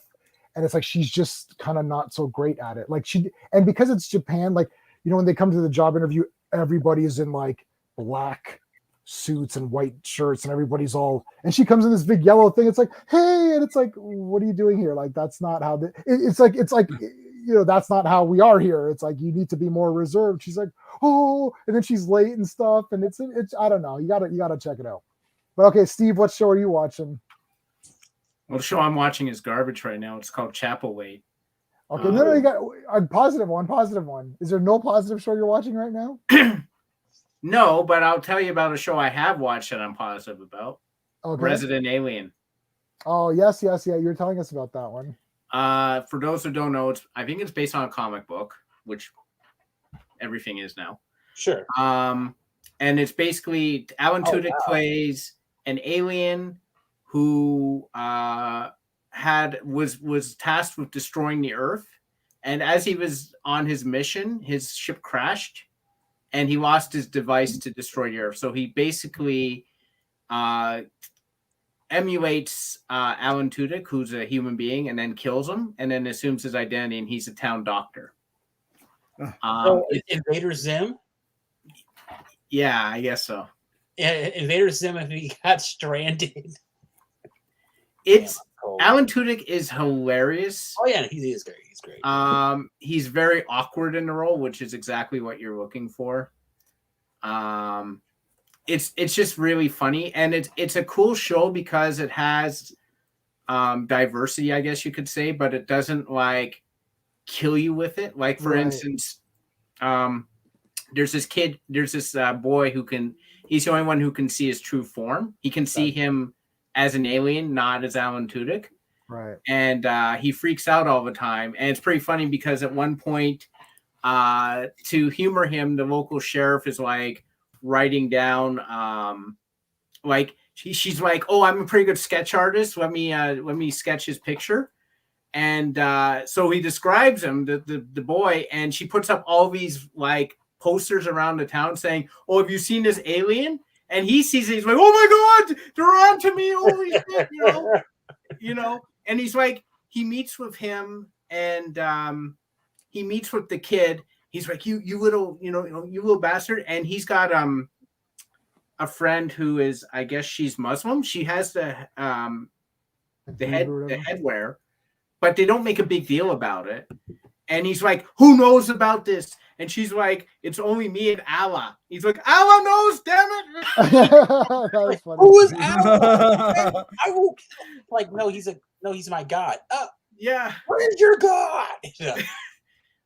It's super funny. They have a couple of Native American people, but again, it's not shoved down your throat, and it's actually really interesting because she sees him. There's this nurse who's his friend, and she sees him as an alien, and she still helps him. He's injured. She's helping him, and he says, "Why are you helping me?" And she said, "My people believe everything is of nature, and you help people. Like that's just what you do." Right? So she doesn't like go crazy when she sees he's an alien. She's like, "Whoa!" But then she's like, "Actually, this explains a lot because you were acting weird all the time." Linda Hamilton's in the series. Oh, good for her. She plays an army general who is like, they find his UFO, they find his ship, so she's like commissioned people to find him. It's really funny. Alan Tudyk is great. It's super entertaining. My dad loves it. He's like, "When is season 2 starting?" I'm like, "I don't know." He's like, "Well, we have to do that." So that's a positive thing I'm watching. Chapelwaite I'm watching is garbage. It's based on a Stephen King short story called Jerusalem's Lot, which is way better than the series. It is pandering and it is nonsense. And literally, if it wasn't based on a Stephen King thing, I would not be watching it. The only positive thing I can say about it is Adrian Brody is excellent. That's it. I was trying to find the Cayman Rider. We are in a golden age of TV. What's this one? Because Linda Hamilton, all right, Resident Alien sounds like the secret world of Alex Mack. I remember this. Am I the only person who remembers this? Well, I'm gonna check out. Well, that was Larissa Oleynik, right? She like fell off the face of the earth recently. I don't know what she's ever done. She's done since. Did you see the trailer for this one for Ghost? No. With Rose McIver, who's like the best. So it's like her and did we all see Free Guy? We can talk about that because I saw. Yeah, I saw Free Guy. But yeah, you didn't see it yet, Sean? Like, you guys got it's really good. Okay, all right. I've been seeing a lot of these TikToks with Ryan Reynolds, and like Ryan Reynolds is. People have this weird gay fascination with Ryan Reynolds. Like, it's weird. I don't understand it. I don't understand why he's so popular. There's this guy here, this actor. He's good. Oh yeah. So it's perfect. Yeah, it's the two of them, and they rent out this. They make a bed and breakfast, and it has ghosts, but it's ghosts from all different time periods. So there's like a Viking ghost. So it's like all these ghosts have all accumulated there, and like, she's like, "Oh, we've got this ghost repellent." That's in the trailer, and then the guy's like, oh my god, it's like ghost repellent. Oh no! And then they're like, oh, and the ghosts are like, wow, that smells really really good. It's like, yeah, that does smell good. They're following her around. She's like, we have to put this around the house to get rid of the evil spirits. And it's like they're all like, so it's a bit of a comedy. But I also saw Old. Did anybody see Old? I haven't watched Old yet. I've heard good things. I read the whole thing, so like I read the synopsis, so yeah. Sean spoiled it for himself. Yeah. He likes it. That's why he doesn't like. He I saw like it. how you type Old and like this poor lady comes up. Like, Old. I mean, like I think. oh, I know that Geek Prime. I met her, and I've got all her figures of Yellow Ranger. She's my favorite. I have a picture with her. I have her autograph signed. She signed it in yellow on her Yellow Ranger picture. And I talked to her about Power Rangers. I found it. Which one? Ghost. Yeah. Oh, Ghost. Yeah. Third season. Yeah, it's gonna be no. Third season. No, it's premiering. Like it's never. premiering soon. Oh, sorry. This It's is not. Yeah, it's not. It's on CBS, I think. Yeah. Oh, sorry. This is Ryan RPM is the Reynolds? best. RPM is the best Power Rangers. Yeah. I have to assume that Ryan Reynolds' popularity is due to the fact that women find him attractive. Yep. That's probably it. That's all it is. I mean, yeah, he can act. Well, kinda. Like it's just like he's a handsome guy who can make dirty jokes. Yeah. The entire thing, and like I'm not knocking it. Wait, she was in Cabin in the Woods. Was she? Yeah, she was the first girl to die. Rose McIver. Yeah. Let me double check that one. Just a second. I'm Wikipediaing that. Yeah, please do. Because I remember Josh Whedon mentioning in the promos that she was a Power Ranger, and like, Well, I don't think it's this Power Ranger. maybe it's not her. Power Rangers, Cabin in the Woods. No. Oh, it was another one. Okay. Oh, it's this chick. Yeah. Oh, she was a Power Ranger. Never mind. Yeah, I know her. She's Power Ranger. Yep. She got killed so bad. Yep. That was a great movie. It really was. Yeah, it was a great movie. I wanted a prequel. I wanted it like. I want answers. Damn it. There's my autograph. Oh wait, no, she was in The Watch. That movie with Vince Vaughn, Jonah Hill, and Ben Stiller. Was she? I saw that one, and I don't remember her in that one. Daughter. Sorry, one sec. Yeah, she was the daughter who was cussing out Vince Vaughn, who was her dad. No, you know what? No, you're getting her confused with Erin Moriarty, who was in. She's Starlight. Erin Moriarty is The Starlight Boys. in The Boys. Oh man, They do have somewhat similar features. They look very similar, Gray. Very similar. I can tell Erin Moriarty and Rose apart, although they both wear yellow. Gray, you think all these white girls women look look alike? You know what? I'm getting that problem too in my old age. Is Greymalkin saying that all white chicks look the same? Uh-oh. No. You're gonna get my stream canceled. They're gonna cancel my stream. No, I don't think that. I don't think that will work. I don't think that will work. But there's the picture we had together. all blondes matter. Oh my god! I thought them in the horror movies. Yeah. I'm killing these blonde white women. We make it out. There's some movie my wife and I watched, and it had all these like blonde stars in it. And at the end of it, I turned to my wife and I'm like, I swear to God, I'm getting racist in my old age because all these I couldn't tell anyone apart in this movie. Like I can't remember what it was. I have to look it up. But everyone was like the same. Yeah, everyone was all blonde and looked like the same skinny white woman, and it's like, I can't tell any of you apart. I'm sorry. You're like the Smurfs. What's going on here? The worst is old Hollywood films. Oh yeah, They are the worst. It's like female star, like heroine. I'm like, I don't know who this is. Like, it's like, oh, that. And I'll talk to my dad, and he's like, oh, it was this actress. It was like June Allison or something. I'm like, sure. I have no idea. I cannot tell them apart. Yeah, Like at all. the only actresses you know from that era are like Marilyn Monroe and maybe Ingrid Bergman. If you're Drescher. lucky. No, not Fran Drescher. Sorry, what's her I don't name? know. I know everybody. I don't know the one you mentioned. Mary though, but I Dressling. mean- That's what. That's But I know a lot. Like, there's lots that I would know or whatever. Well, I mean, Joan Fontaine versus Olivia de Havilland versus Deborah Carr. Like, it Right. gets a little bit sticky, man. Like, they didn't spend as much time focusing on the female parts, quite frankly, than they did. Like Bette Davis, you would know her like instantaneously. right. Audrey Hepburn, you would know Yeah, instantaneously. right. Like the mega stars, Marilyn Monroe, Grace Kelly. Yeah. But like what about like I know like Lauren Bacall. Lauren Bacall, okay. Right. But they bust out Like- from the pack, right? They busted out. Like a lot of them stayed in the pack.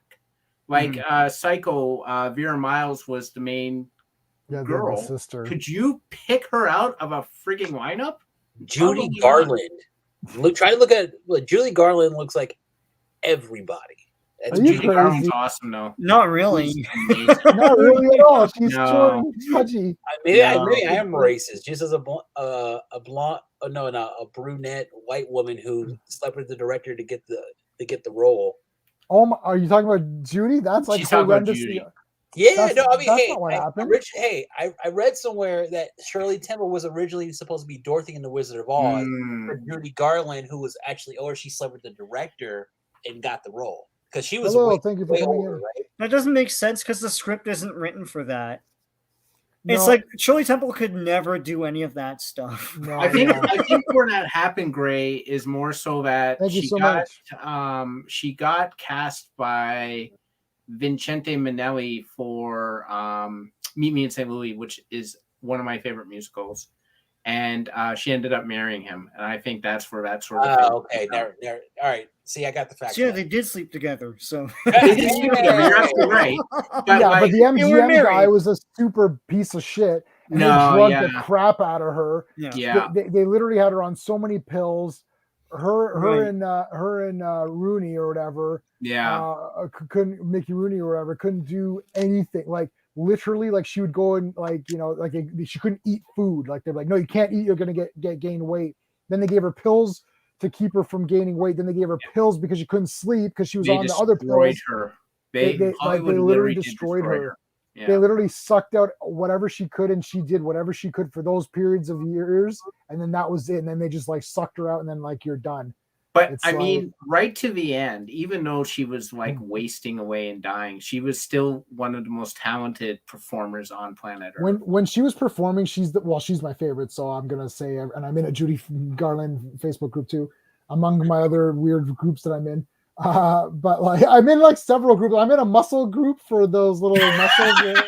I love muscles. I accidentally misplaced my list of which colors I have of each character, and there's like 200 of these. It's like 250 of these things, and I'm like, I misplaced that. It'll take me forever. Sean's gonna have to come over one day, and we're gonna have to go through. And I've got about 400 muscle figures. We're gonna have to go through all 400 Awesome. and find out which ones I have again and the doubles. You should Anyways, get the poster like the I full do, size one. I do want that actually. I do Yeah. want that. They don't have them at the shows that much anymore. But anyways, so yeah, but like, I mean, and then Judgment at Nuremberg was one of her big things. Star is Born. Star is Born. Yeah. Not the Judy one. What's the one before that? Who was before Judy? Judy was number 2, right? Who's the first person? I can't remember her name. Damn. I don't know. Star is Born is remade every 10 years, right? To whoever. No, not only that, Or 20 years or something. no, yeah. What? Damn it! I had they always they always remake Dreamgirls every 20 years too. Yeah. Like certain like period musicals, they always come back. Like West Side Story, you're supposed to get coming out with Steven Spielberg, and I'm wondering, Anticipated by nobody, but yes. yeah, I just like Janet Gaynor. Yeah, there you go. Janet Gaynor. That's the first one, I believe. Yeah, 37. And then it was 54 was so Judy. 54 is Judy. And then 76 was Barbara Streisand. Streisand, yep. And 2018 was Lady Gaga. Lady Gaga. damn. So yeah. All right. Have you guys ever seen His Girl Friday? I own it. So Yeah. yes, I've seen it. Great movie.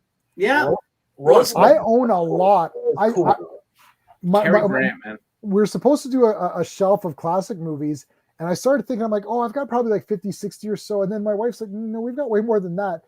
And then I'm like, okay, let me go check. And then I'm checking. I'm like, oh shit, I got like a ton, easily 200 or 300.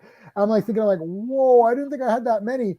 And we started going through. I'm like, yeah, it's quite a no, maybe 200. And I'm like thinking, shit, damn, I got quite a lot of them. But I put together a little pack for my comic book shop owner, the owner of the comic shop. We were talking about Cagney and stuff. I love James Cagney. So I put together a little care package of movies for him to like at least 4 or 5 Cagneys. And we 12 Angry Men's on there, guaranteed. Has to put that on there. Oh, I forgot to put Inherit the Wind. Crap, that's one I forgot to put. I put Double Indemnity on there. That's a big one. But I love all those classic Witness movies. for the Prosecution. Oh, that's a great movie. I used to watch that as a kid. Okay, what's the oldest movie you have? Because I have silent films. So. Oh, okay. Yeah, me too. Yeah, me too. 1931's Frankenstein. Yeah, awesome. I had like 3 copies of that. It's like I kept rebuying that every time that came out. And it's only an hour. Think about that. That entire is an hour. Yeah, 1 hour. That's a whole Netflix episode. Yeah, you get more character development, get more production quality in an hour. Right. And I swear to God, it's one of those rare instances where the sequel arguably surpasses the original. Bride of Frankenstein is awesome. Bride's great. Yeah. Oh, whoa, Steven, that's a bullshit generalization. Many sequels have surpassed their original. Okay, name them. Well, I mean, like Superman 2: Empire Strikes Back. I don't know. I would say Temple of Doom. No, Temple of Doom's a prequel. I would say The Last Crusade. Does not. Oh, it's not better. It's not better than Raiders of the Lost Ark. Really? No way. That's madness. You're saying that the nitpicking between Sean Connery and Harrison Ford was not hilarious. No, I hated all that. I actually I'm a little bit alone on this one. I don't like Last Crusade at all. Indiana Jones was someone I wanted to be, and I don't want my dad and I don't want my dad making fun of me. I just hated I hated almost all the dialogue that they had together. I can't watch it. I'm like, this sucks. I wouldn't say Crystal Skull is better, but I could probably watch Crystal Skull. I don't know. I haven't seen Last Crusade since I showed it to my wife just to show it to her. I just can't take it. I hate all of that stuff. It's like, oh, Junior and all that. It's like and Sean Connery's one of my favorite people ever. I don't know. I can't do it. I don't know. I can't do that one. It's just a personal thing. I know a lot of people like Crusade, and a lot of people love it. I know people that say it's the best one. Mm-hmm. And you guys know people too. And we've had this discussion with a lot of people, and they all like Last Crusade, and it's part of the trilogy. For me, it's only the first 2, and I don't like anything after that. Fair enough. Okay. Yeah, no. I know it's a personal thing. That's just me. Okay, Aliens. I like Alien 1 better. Spider-Man Terminator 2. 2. Spider-Man 2, yeah. Terminator 2, you could say, yeah. You could argue. Hey, Double C, what's going on? Man, damn it. You can't really, all right, you can't see the sequel thing really works because you have to throw out Marvel, you got to throw out Dark Knight. No. Batman Begins. Not for me. No. I like Batman Begins better. Okay. All right. I got it, by the way. I got it. No, hold on. I would say Revenge of the Ninja is better. Like, how far do you want to take this? Revenge of the Ninja is better than Enter the Ninja. That's ridiculous. I already got it. I already got the bomb. Friday the 13th Part 2 is better. Like, what's the bomb? The Godfather Part 2. Yeah, that's probably better. I didn't make it through to Godfather Part 2, so I can't opine. Damn it. I never saw Godfather 2, actually. I'd say, honestly, and no one credits this, but like Bride of Frankenstein is the first. Like, there were a lot of movies made back then that were of a series before television, right? And so you could say there are a lot of sequels, right? But Bride of Frankenstein is the first true sequel that all other sequels follow because it's not of a movie series. It is a sequel that's bigger and better, has a bit more humor, It's the formula that every other sequel has taken, even if they don't know it. You know, Right. because I can't remember a sequel before that one that followed that formula. Yeah. So yeah. Yeah. Oh, what? Damn it! Because it's like 28 Blondie movies, so yeah. Oh my God, I know. You're right. Blondie. You're absolutely right. Damn it. Blondie. Blondie is still the heavyweight champion of like comic book character with the most movies. Marvel's getting up there though. F everybody else, yeah. Oh, Blade 2. Yeah, I agree. Yeah. Yeah. Yeah. Blade 2 was Yeah. better than the first one. Yeah. Spider-Man 2 was better than the first one. Hellboy 2. Hellboy 2. God, Hellboy 2. I'm still pissed off we're not getting a third one. Yeah, Yeah. a proper Real third third one. one, yeah. No, and also, really? I blame Dark Knight for that because Iron Man and the Dark Knight both came out in the same summer, and then Hellboy 2 came out like near the tail end, and it was just as good, if not better, than Iron Man. Hellboy 2 is awesome, yeah. Iron Man. Yeah. I'm not saying Iron Man was bad. I'm just saying Hellboy was fire. Hellboy was fun. Oh, I like Hellboy better than Iron Man They're Part having more 1. of a good Yeah. time. I agree with that. Oh, that's easy, yeah. Yeah. I would say if anyone joined us just the other day when Owen and I did Exterminator versus Exterminator 2, Exterminator 2 is better than Exterminator 1.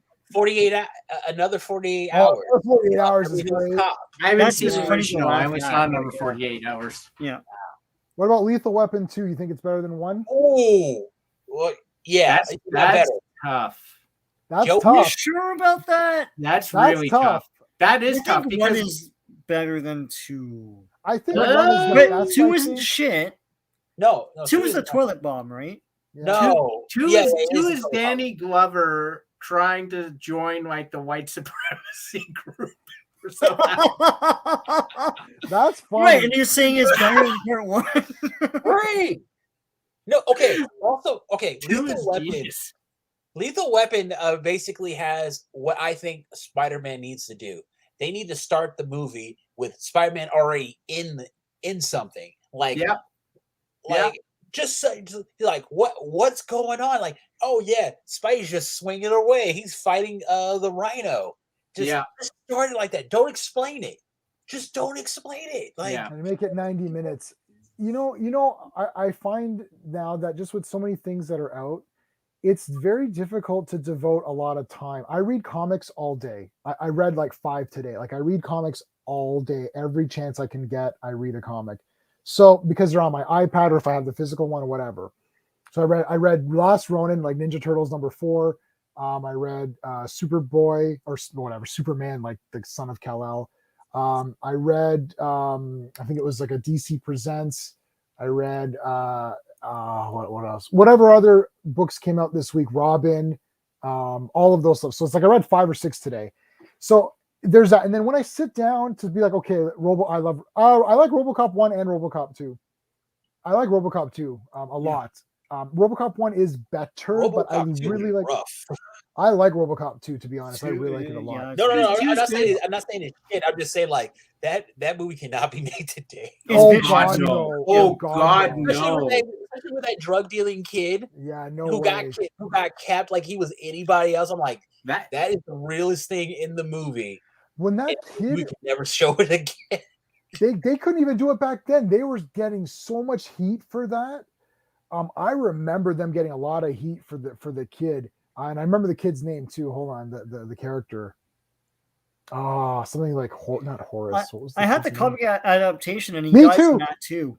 Yeah, me And too. he goes, "This bites," and he dies. Yeah. And like his ass trails off. Yeah. I think in the movie he says he goes dying sucks or something. Yeah. yeah, he does. Yeah. That's all. I RoboCop 2 think is honestly awesome, that's man. what he says. Yeah, it's wicked. Yeah, RoboCop 2 is Two is great. terrific. It's Behave but one is yourself. yeah. Behave yourselves.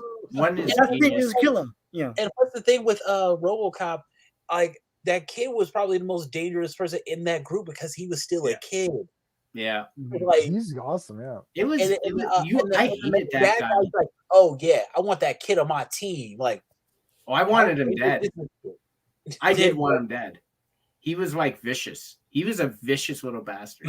Well, Hey, there if was you're, parts- if you're a drug dealer like that, you better be vicious. Come on, you saw The Wire. No, I did not.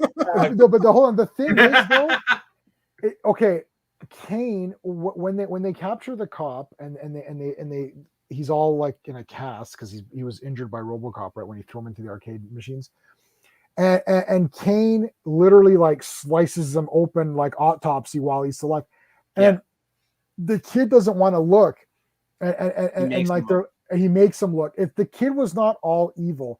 And the way that the drug dealer thing was happening was the kid was being very smart. He's like, look, we're going to sell Nuke to people who want Nuke are going to want it anyways. He goes, we're going to sell it to just the people who want it. So they get it at a cheap price. So there's not crime. I swear to God, it was like, you start thinking, you're like, could this work in real life? Like it was very weird. It's Frank Miller. So, you know, it's going to be weird, but you're sitting there thinking to yourself, like, I wonder if this could actually work. Because he's talking to the mayor. He's like, look, we're not going to pollute it to the kids. We're not going to sell it on the fucking playgrounds and shit. The people who want it are going to get it. It's going to be cheap.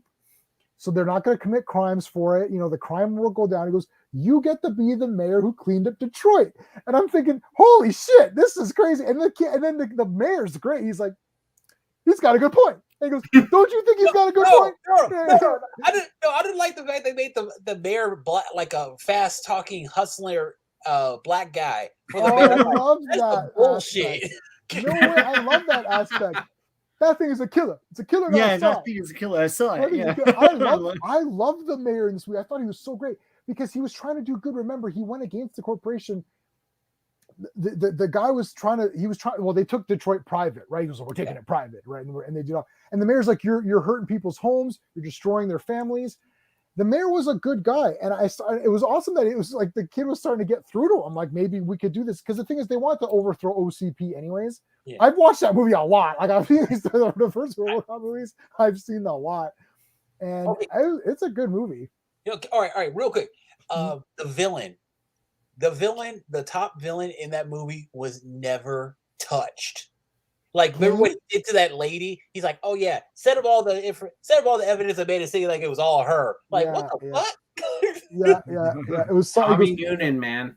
Yeah. It's like it's someone whose thoughts didn't align with the company. It's like, someone who kind of jumped the gun and went off on her own. It's like, and then she comes by and he's like, and Johnson, get to work on that, right? And you're like, what a bastard! And literally, RoboCop is there with Murphy and Lewis are there, and she's like, that bastard gets away scot-free. He's like, he goes, we'll get him. He goes, we're only humans. Like, it's like, it's like that. Oh man, I love RoboCop 2. I love RoboCop 1. Also, they're both awesome. Oh no, also real quick, the villain in his number one.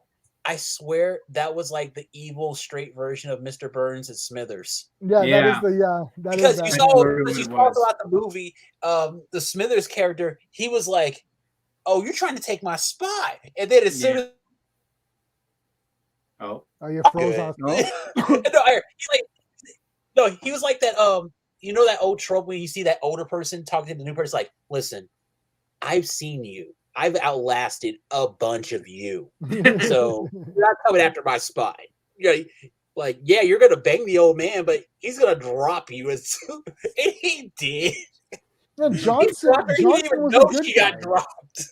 Yeah, and Johnson was a good guy in part 1. Yeah, because he was right. He wasn't with the old man. The old man wasn't that necessarily a bad guy either. It was really Ronnie Cox who was kind of the villain. He goes, "Dick, you're fired!" Yeah. And then RoboCop's like, "Thank you." And he just like destroys him. Yeah, but the villain to me in RoboCop 2 was Kane. It was Tom Noonan. Like he was to me the main villain. Like he was RoboCop 2, and like whatever happened, like the corruption that happened, I didn't look at it the same way as like what Kane was doing. Kane was just an evil son of a bitch. Like. No, no, I don't know. I think the old man was the villain, but he's totally a villain in part 2. No. Okay. He was Senator Palpatine. He was and Kane was Vader. Right. And also the third one, when they said like there's something you got to remember about the old man. Everybody's expendable. I'm like, that is the realest comment in that movie. And like, Yeah. That's the you least didn't see the watched rest of one the to movie. me, but yeah. It's just- Yeah, I saw it like twice. I owned it because it was part of the set. I think he fights a ninja or something He in fights, it. I there's can't several remember. ninja. Yeah. So one ninja, it's a robotic ninja. So It's one a ninja robot dies and they ninja. bring Okay, another. fine. Robot So Simmer. And like, the problem with that is this is the problem with RoboCop 3, besides being PG and a lot of other randomness with RoboCop 3. But the problem with RoboCop 3 is that it's got this mentality of why don't you, right? So, for example, okay, you have a robotic ninja. And now we didn't know he was a robot ninja until RoboCop like kills him and he's a robot. I'm like, if he's a robot ninja, why don't you make a bunch of them? Like they made one instantaneously. Like as soon as one got destroyed, the next one was ready to go. I'm like, well, why don't you send 50 robot ninjas after RoboCop? Because you have one actor to play them all. Right, you only have one actor, right? So it's this thing. It's like, see, what I liked about Ed 209, this has become the RoboCop stream, but what I liked about Ed 209 was that it was faulty equipment. It's literally this whole concept of, look, the government, not the government, the company doesn't give a shit about safety protocols. They just want to sell military product. He literally says it. He goes, it would have been the military go-to item for a decade, right? Like everyone would have been buying Ed 209 units. It's fucking faulty. It's bullshit. It kills people. It's not law enforcement. It's totally bullshit. But they don't care because there's just a product. And they even say that when they make RoboCop. See, what's his name was trying to make a proper law enforcement officer who had brains that could think and could actually like figure out like what to do in a situation. Whereas Ed 209 is like, put down your weapon. If you don't, I'm just going to blow you up, and then I'll blow you up anyways because I messed up. And that's why RoboCop defeated Ed 209 so easily. It wasn't a big battle. Like it was a pretty good battle, right? But then like he went down the stairs and it couldn't go down the stairs because they literally didn't care about the design feature. And that's where the satire comes into play, where it's like this company is so dumb they can't even perceive the fact that this thing can't climb. Yeah, it's like that's the Kinda genius. Kind of like the whole the Avengers. Like, you try to get in the elevator. They're like, no, take the You stairs. gotta Yeah. go take the stairs. Yeah. but it was smart because like it wasn't like a like they thought of that when they wrote it. It's like, let's show Right. that it can't even go down the stairs. It's like just it looks cool, but it's like it can't do like normal shit, right? You know? Right. Yeah. Now that's in the movie. So that means the writers of RoboCop, Paul Verhoeven and all those other guys or whatever, all collaborated and said, yeah, this is what we're telling. It's not an accident where a fan thought later, hey, I wonder if that thing could go downstairs. Yeah, it's so Like, stupid. it's like they literally show you the ineptitude or whatever. Like it's like the company doesn't care. They just want to sell military equipment, and if it works or not, or whatever, it doesn't matter. RoboCop was the legit thing, and that's why that guy, tried to create an actual like proper policeman. Now in RoboCop 2, the company OCP literally is taking a drug dealer an addicted drug dealer to his own product and making him the cop is super funny. It's like the cop's addicted to drugs. He's like, and literally, he goes, RoboCop 2 will find all nuke factories and destroy them. And it's like, and he's trying to grab the nuke because he wants it. And it's like, what is happening here? I can't believe it. It's so genius. It's so funny. I love Kane. I think Kane is my actual favorite robot. I think he's a genius design. He looks he looks weird. And I've got 2 little figurines of him that they didn't really do much with that toy. No. But Kane is awesome. But yeah, the old man is the villain. Yeah. No, the thing with RoboCop, like just a couple things that take me out of it. As soon as Kane got the upgrade, his people were like, "Yeah, we're still here," even though you could tell, like, "Yeah, we gotta go. We gotta go because this guy is gonna kill us." Yeah, that girl tried to get all with him, and he literally just snaps her head or whatever. It was crazy. Yeah, and was like, no, and like I understand what the kid he was trying to get the money, but like, bro, if you're getting shot at, fuck the money. Get out of there. Yeah, Kane literally just destroys people though. He was awesome. Yeah. That was a really cool design because they thought of a lot of cool stuff to put on him, which is the thing why I like each character in RoboCop, each machine was always something really cool for the movie. Like because Kane was a drug dealer, he literally had like a compartment to put the drugs in, which is great. And the fact is like he had different accessories, so he could climb. Like it's like he could do different things. He had the 2 legs and he had 4 arms, and then the arms would like curl up when he didn't need them, so his normal arms would come out, and then when he needed the extra arms, they would like come. It was wicked. That was wicked. That was stop motion. It was done very well. I don't really see a lot of. I see a lot of Ed 209 and RoboCop like toys and models. I don't see a lot of Kane. I've got.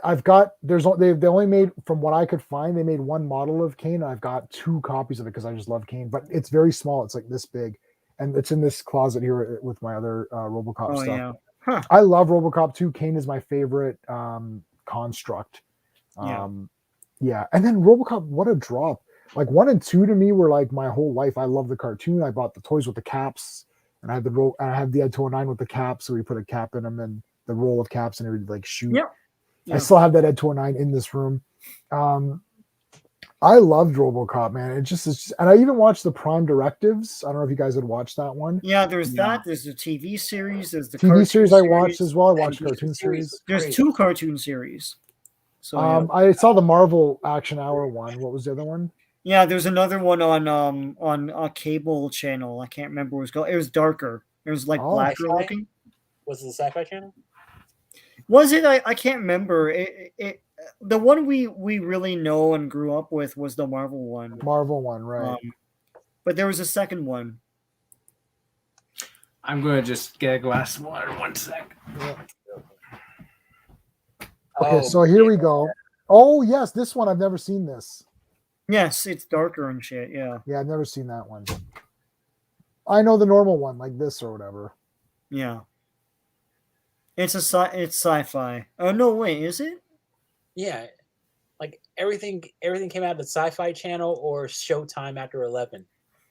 So did you guys? So I know, Sean, you've seen this one, right? Prime Directives. Yes, I have it somewhere. Yeah. Yeah. Oh, not that garbage. I remember the TV series with Pug Face. I think it was the name of the villain in that. He was like a messed up face guy. I thought you were talking about the kid. I thought you were talking about the little girl from the third one. I was like, no, I remember that guy. Yeah, that was the TV show. But this is one where there's 2 RoboCops. The other guy gets made into one as well. And there's an old black suit. Yeah, that's this one here. And he kind of looks like the remake guy, I guess. No, that actor's from Cube. Oh yeah, cool. Oh, I remember Cube. You know the guy from Cube here. I'll show, where is he? She's from that's Nicole DeBoer. She's from she's Esri from Deep Space Nine. She's Dax. This guy. Yeah. This guy's the second RoboCop. Cool. You know, my friend got me into that. Like, what? All right, story time. I just moved in with my friend, and he was really into these movies. I actually sat down and watched it with him. Like, wow, these are actually pretty good.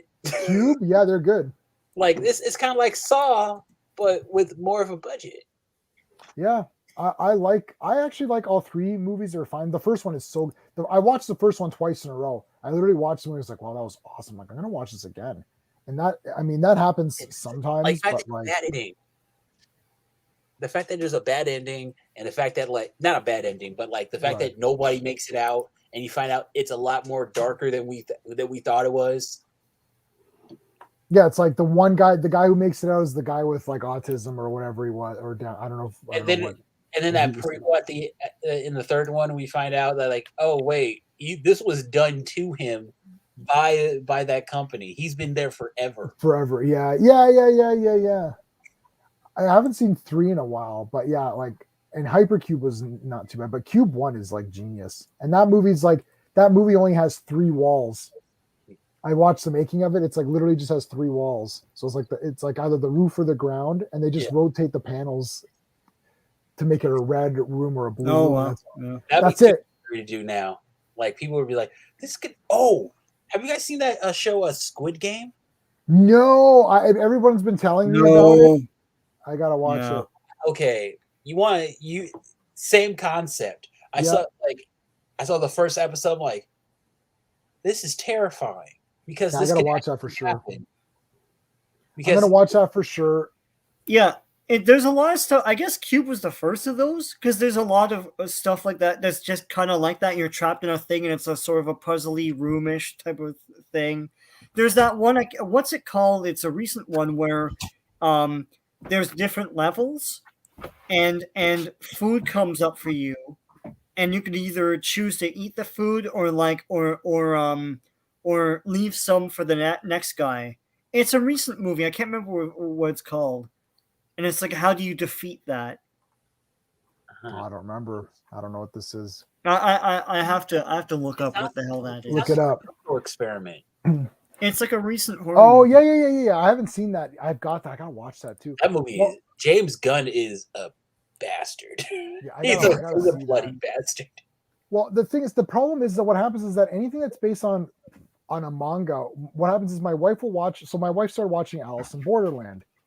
So she watched like the first like few episodes of Alice in Borderland, and then she's like, "Oh, it's a manga." Then she read the entire manga. She read the whole thing. She's done. So I'm like, "Well, I'm not gonna go back to this show now because I know the entire thing." So it's like I never watched these because it's like she's like, "Oh, this is really good," and then she goes and reads the entire thing, and then it's over. I'm like, "Well, now I'm not gonna see this unless I watch it on my own." But she's kind of done. So this Squid Game, I'll definitely want to see this one for sure. The Platform. It's a Spanish movie. Ah. Oh yeah, I heard of the Platform. Yeah, and this platform has food and like the guys who get first like probably eat all of it, and then it goes up and there's like none left. Yeah, that's on Netflix. Yeah, is it a Netflix thing? Yeah. Like that, like just the way that is set up. That is like how.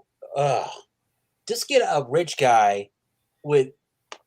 Yeah, just get a really rich guy. They could make this happen, and they can get away with it. Ending explained. You know that's going to be problematic for people. Whenever you see ending explained, it's like, it'll be like, oh, nobody understands what's going on, even though it's like clearly stated. I'm sure. Everything I has hate that to be explained. It's explained. like it's an ending. I don't know what you're explaining. It's such a clickbait thing. That is a clickbait thing. Yeah. It pisses me off, and I never click on them. It's like, I never click on either. like Star Wars ending explained. It's like Han Solo comes out of nowhere to defeat Darth Vader. Okay, you know what? Han Solo deserved to die in that last movie. What? No. Yeah, because he was a bad. Yo, okay, hot take. He was a bad smuggler. He borrowed money, and he kept on ducking it. Like, all right. You said before, he's bad at his job. It's true. No, and seriously, and Jabba the Hutt is the villain. He just wanted his money back. He's like, bro, you keep ducking me. Give me my money. We all know how this would work in a drug movie. Han Solo would have been murdered. Well, they try to murder him. No. Okay. If we had more focus on the Jabba Han Solo thing, Han Solo would have been killed. Chewie would have been killed. Everybody on the Millennium Falcon would have been killed before they made it to Alderaan. I think the point of it is that Han Solo is not a bad person. He is a horrible person. That's why he's not a great smuggler. Like him and Chewbacca are friends. They've been through a lot together. He smuggles. Yeah. He's more adventure seeking, and he does what he has to do, what he thinks he has to do to get by. And stuff happens here and there, and then he's gonna and he gets himself into trouble. He's an adventurer. He's not for what? Yeah, but great. Jabba also has a fault. He does not care about the decor of his home, because if you remember, Luke Skywalker comes in and he tries to make a deal, and Jabba says something along the lines, I'm paraphrasing, that he doesn't want to give up his favorite wall ornament. Yeah. And then Princess Leia gets him out. And does Jabba then say, you know what? Put him back in carbonite because I really did like him as a wall ornament? No, then he tries to kill him. So Jabba obviously doesn't care about his interior decorating, which is to me a crime in itself. He also believes in slavery. What's that? He also believes in slavery and doesn't believe in equal rights. Hey, whoa. We can't put our human mindsets on to other people. We don't know what their lives. And Gray, how everyone hates the golden bikini now. Everyone loved it when she wore it, but now everyone's like, Jabba put her in that. Problematic. Jabba put her in that. She looked good. Carrie had what Fisher, Carrie Carrie Fisher. Fisher. Yeah, Carrie Carrie Fisher had no problem because she looked good doing it. She got paid to do it. I'm pretty sure she has no issue with it. She still gets paid. Oh no, she had that- an issue with it. She talked about it all the time. She did? Oh, I didn't know that. Oh yeah. No. Yeah, it's like she was afraid of gaining weight and all that stuff. Yeah. It's like, come on, you're already sleeping with George Lucas. You're fine. I'm sorry. You know, like people gotta like get in shape. It's an old stereotype, I know, but like, Yeah, I'm not I against it. Or TC are doing that.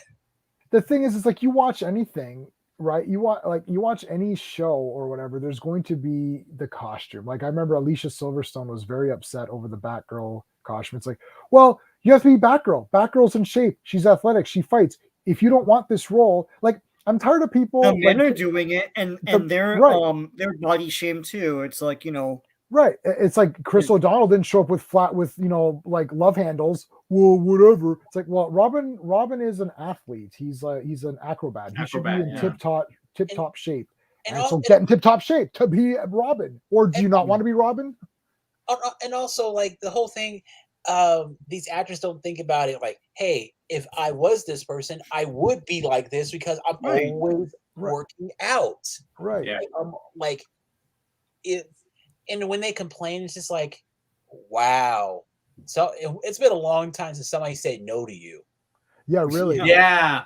Christian Bale gains and loses weight in a very dangerous amount. Like he gained all this muscle mass to play Batman, and then he loses all of it and loses pounds to play the Machinist. It was very gross. Other way around, whatever. So it's like he's constantly going back and forth in his, and that's neither of those are his real true, form or whatever. Right. It's like, this is crazy. So he's an actor. It's like, he doesn't like Natalie Portman is like, well, I don't want to do this. It's like, well, then you're not Thor. Like, is Natalie Portman going to work out and be all muscular? And because I've seen the Jane Foster Thor, and she's a big muscular woman with the Mjolnir. So is that happening in this Love and Thunder, or is she just going to be dopey? They're going to apply the She-Hulk technology onto her. Because I don't know how they're going to do She-Hulk at this point. I really don't think Natalie Portman is in any kind of position to say what I can do is like, okay, you're a legacy actress. We can leave you alone. We can get somebody cheaper who will do it for half the money. Well, she's obviously. Terrence Howard. Sorry. Yeah, but she's obviously coming back because they're going to make some sort of statement about feminism with this movie. That's the only reason she's coming back. She's not a draw. I bet you anything that Jane Foster is going to be the one that Valkyrie hooks up with. Oh, sure. Because I saw a plot line for the movie. It's just like, oh, we're going to see Thor with the Guardians of the Galaxy, but we're also going to see Valkyrie look for her queen. Did we forget that Christian Bale's in this movie? It's like everyone always talks about like Natalie Portman and how she's going to ruin the movie, but. Well, she does. I saw the pictures of Christian Bale in costume. Someone sent them to me, and I said, I don't know the character, so I don't know if this is great or not. But I thought they're CGIing over him. I have no idea. He's bald, but like also they're just going to put shit all over his face. As much as I enjoyed Thor Ragnarok, and as much as I enjoyed Jojo Rabbit, which he directed. That was good. But what is with the whole thing with Nazis? Like, what is with this is like the second movie that Scarlett Johansson has played a Nazi.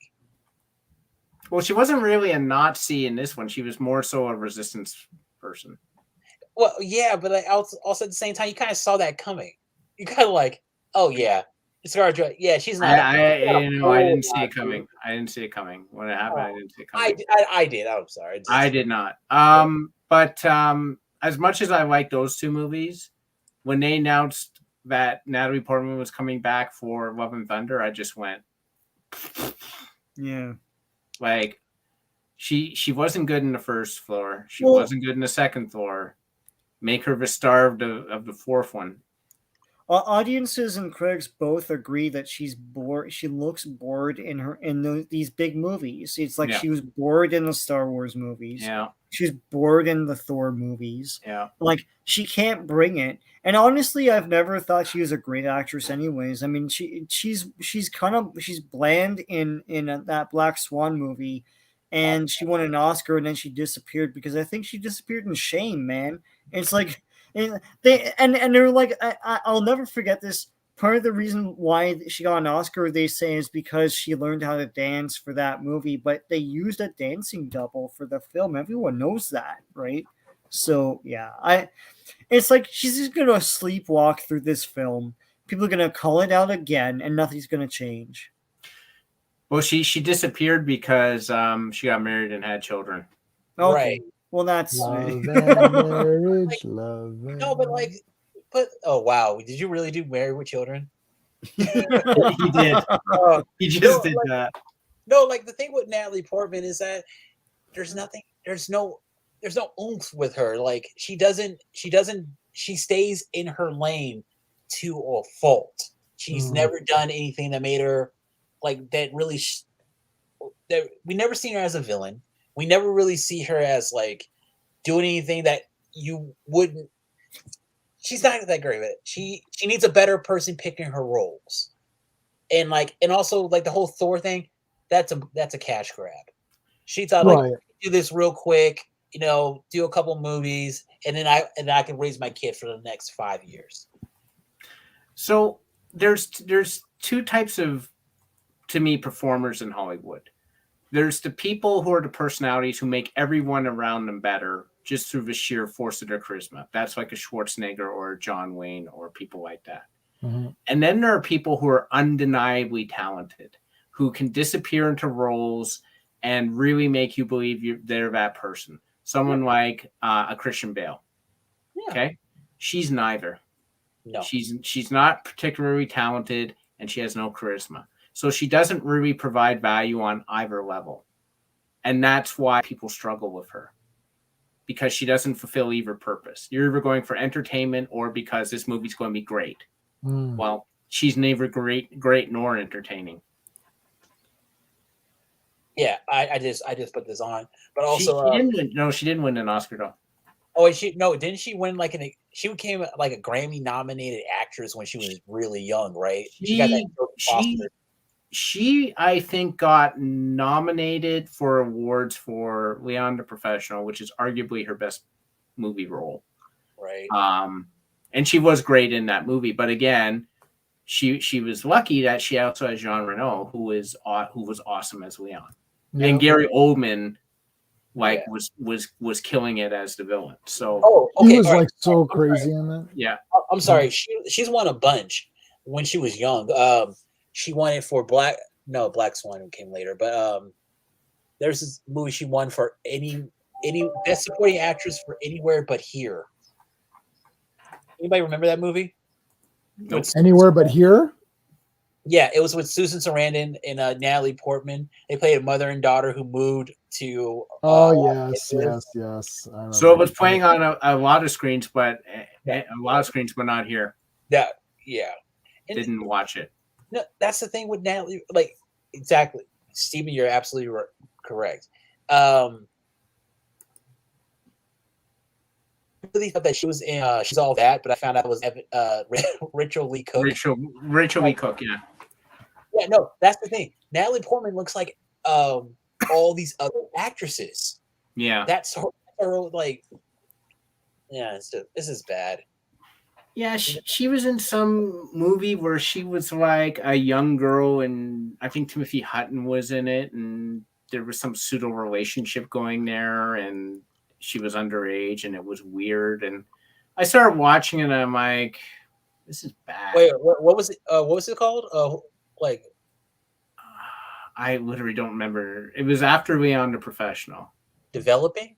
No, it wasn't that one. Oh, and Where the Heart Is. Yes, she was in Heat. I didn't know. Yes, she was the daughter. Yeah, I remember that. Yeah. Oh, that's weird. She was in. So she's been doing adult movies since she was a kid. Yeah. So she does. So she's. I'm pretty sure she doesn't have a sense of humor. But I guess not. Yeah. Does anyone know, is Dune going to be streaming right away, or is it going to be theater only for a bit? I thought it was both. Oh, is it both? Yeah. Yeah, they're gonna give it that. They're gonna give it that old Black Widow treatment. Yeah. It's HBO Max and theater at the same time. Well, we'll see about that then. We have to. Where's that one-legged man? Okay, so we definitely got to do the Halloween sequel, right? So we're gonna Halloween do that. Kills, yeah, and we're gonna see. We're gonna end off here, but I just want to this Monday. I'm going to be on Clobberin Times talking about DC Comics Presents, and then next Friday, I'll be on the Action Elite. I don't know if Steven, if Sean, if you guys got the invite for that. I'll check with Owen, but we're going to be talking about James Bond because we're going to see No Time to Die, and then we'll talk about it on my channel too, since it'll be something new to talk about here. So I'll be a guest talking there. Gray, I've got your links to all your stuff. Basically, I have your link in every video I do. It's the link to your channel is in every video I do, whether you're in it or not. So because you're a regular, so Steve and you and Clobberin Times and Action Elite. I'm about to start recording. Like I'm about to record these X-Men books, and then like all day Saturday, I got like 4 or 5 like things I've been meaning to do. So all right, go ahead, do that, and then. Everyone knows like your stuff, so you can. It's all the links are in the description. Can we talk about this cover real quick? I like that cover. Yeah, the variants. Oh, just a friend of mine said that this was like a Storm jerk off episode. Like this was how awesome she is. I know. Let's show it again. I got you on full screen. Oh, right. All right. Okay, ready? Do. Yeah, that's cool. Right, but I don't understand this one though. Wait, this is Age of Apocalypse. It doesn't count. I know, but they're just putting it's what they're doing. Like they do that. Like crazy Mavericks doing whatever they want. Like let's draw anything we want, whatever, because I like it. No one's saying like, hey, bro. Yeah, they've done it for everybody. There's a Cyclops one like that. There's like everyone's got a cover like that with all of the different versions, but Storm has her outfit was cool in this one. I thought. Yeah, I get it. I like how they're doing the inverted white savior thing. It's like, instead of her being a white savior, she is a white-haired savior. Savior, yes. There you go. I have that white. It's all white. It's all right. I like the white costume. Okay. All right, so that's it, guys. So I will see hopefully everybody. No stream on Sunday because we're going to be at Steve's place on Sunday. So I will see everybody hopefully on Monday on Clobberin Times channel. All right, guys, that's it. Take care. Hey friends, you've just been listening to J-Man, and he is the smartest person who ever lived. So make sure you like and subscribe.